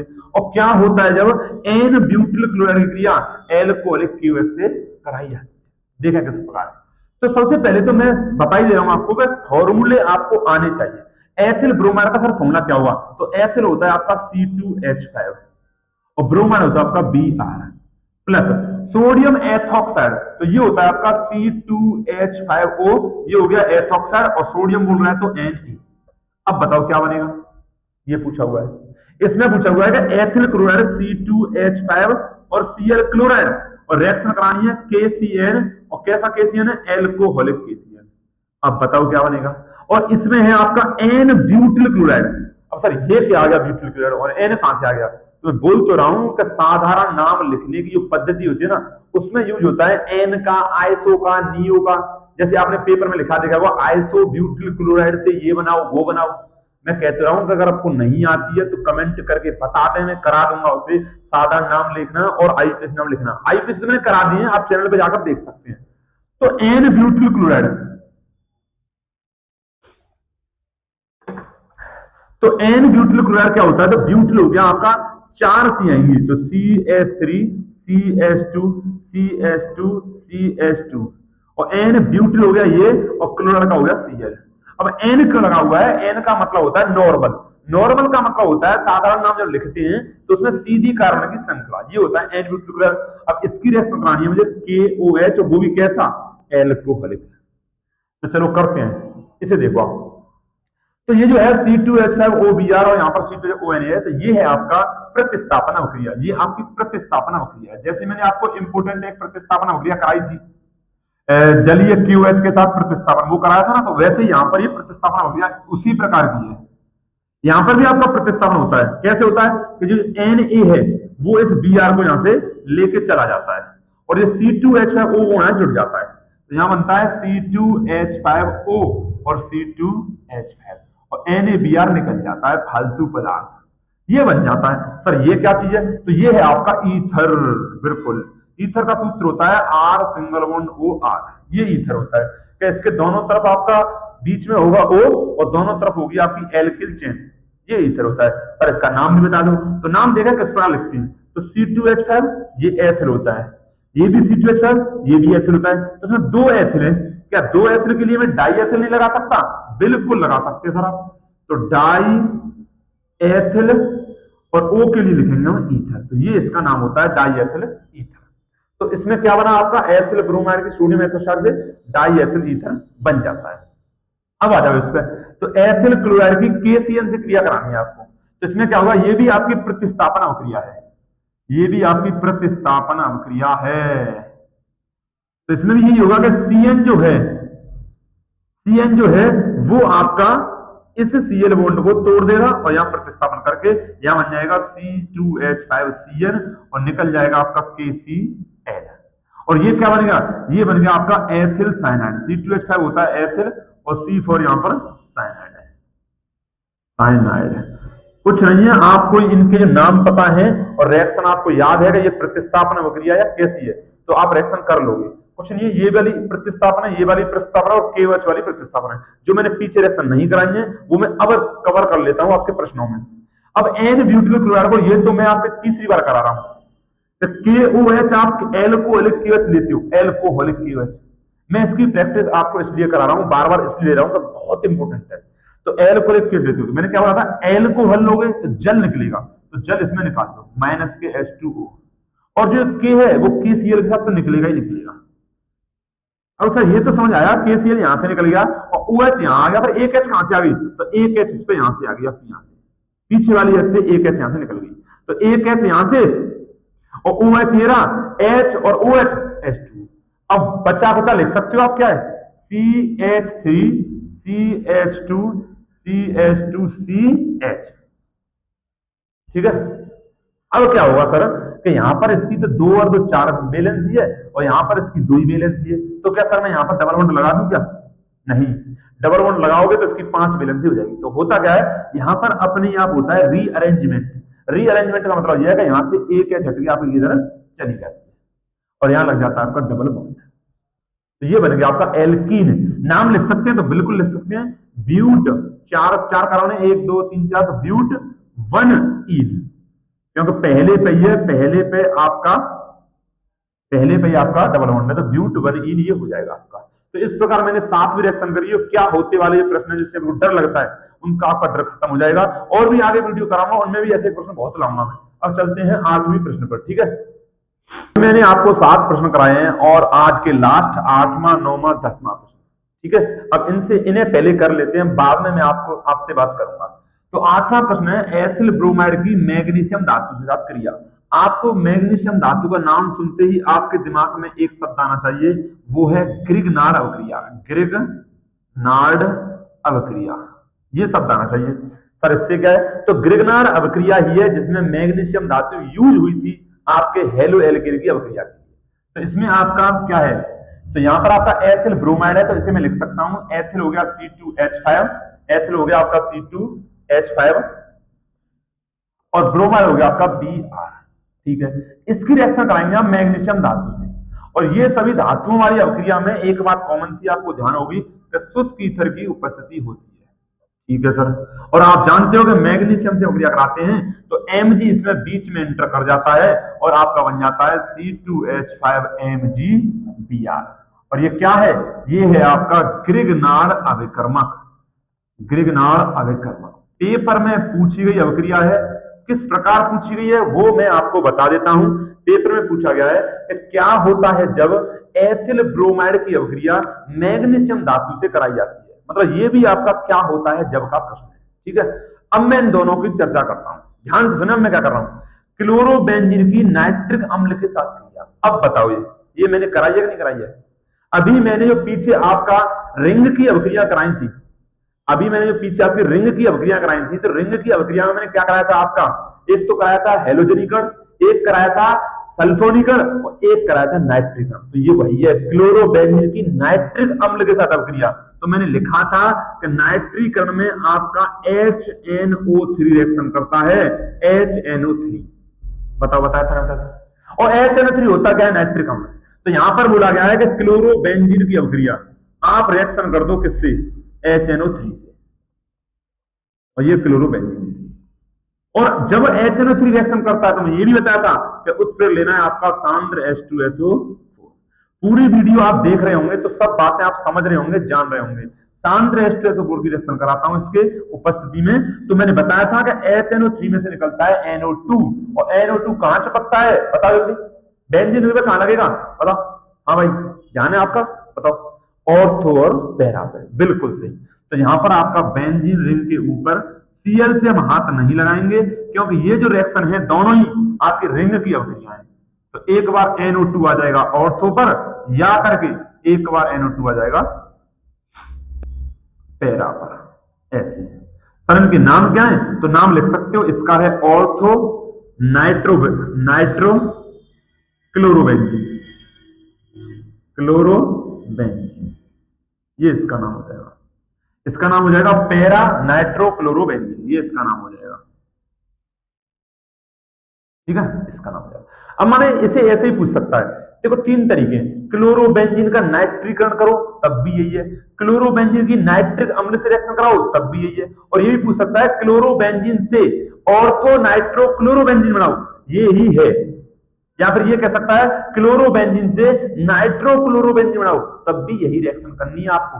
जैसे कि नीचे वाले रिएक्शन में आपसे ये पूछा गया, ध्यान से देखना, यहां बोल रहा है क्लोरोबेंजीन से क्लोरोबेंजीन सल्फोनिक अम्ल बनाओ, सल्फोनिक अम्ल बनाओ, ये पूछा हुआ है इसमें। ठीक है, सल्फोनिक अम्ल बनाओ। तो आप अब ये चक्कर में पड़ जाओगे, सर ये कौन सी रिएक्शन है।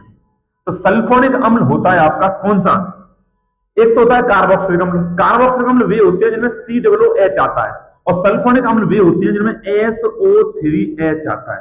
अब आपको याद आया कुछ, SO3H बताओ।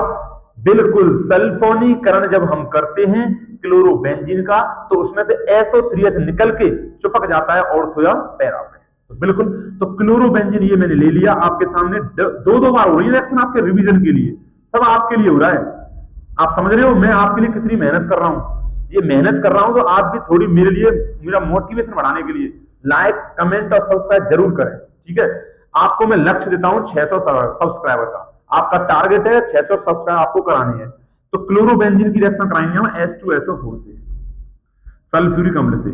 तो जब रिंग की अभिक्रिया में सल्फोनीकरण किया जाता है H2SO4 से तो SO3H की अभिक्रिया होती है इससे, यानी SO3H इस पे लग जाता है बेंजीन रिंग पर। तो यहां पर आपका बन जाता है क्लोरोबेंजीन, ये क्लोरोबेंजीन हो गया, और ये SO3H एक बार जुड़ेगा आपका ऑर्थो पर, सल्फोनिक अम्ल, या करके एक बार जुड़ता है आपका ये पैरा पर।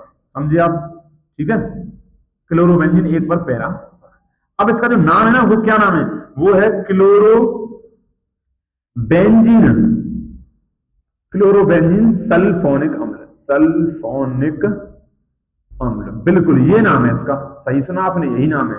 देखो यही पूछ रहा है, क्लोरोबेंजीन सल्फोनिक अम्ल बनाओ, तो क्लोरोबेंजीन से क्लोरोबेंजीन सल्फोनिक अम्ल इस प्रकार बनेगा।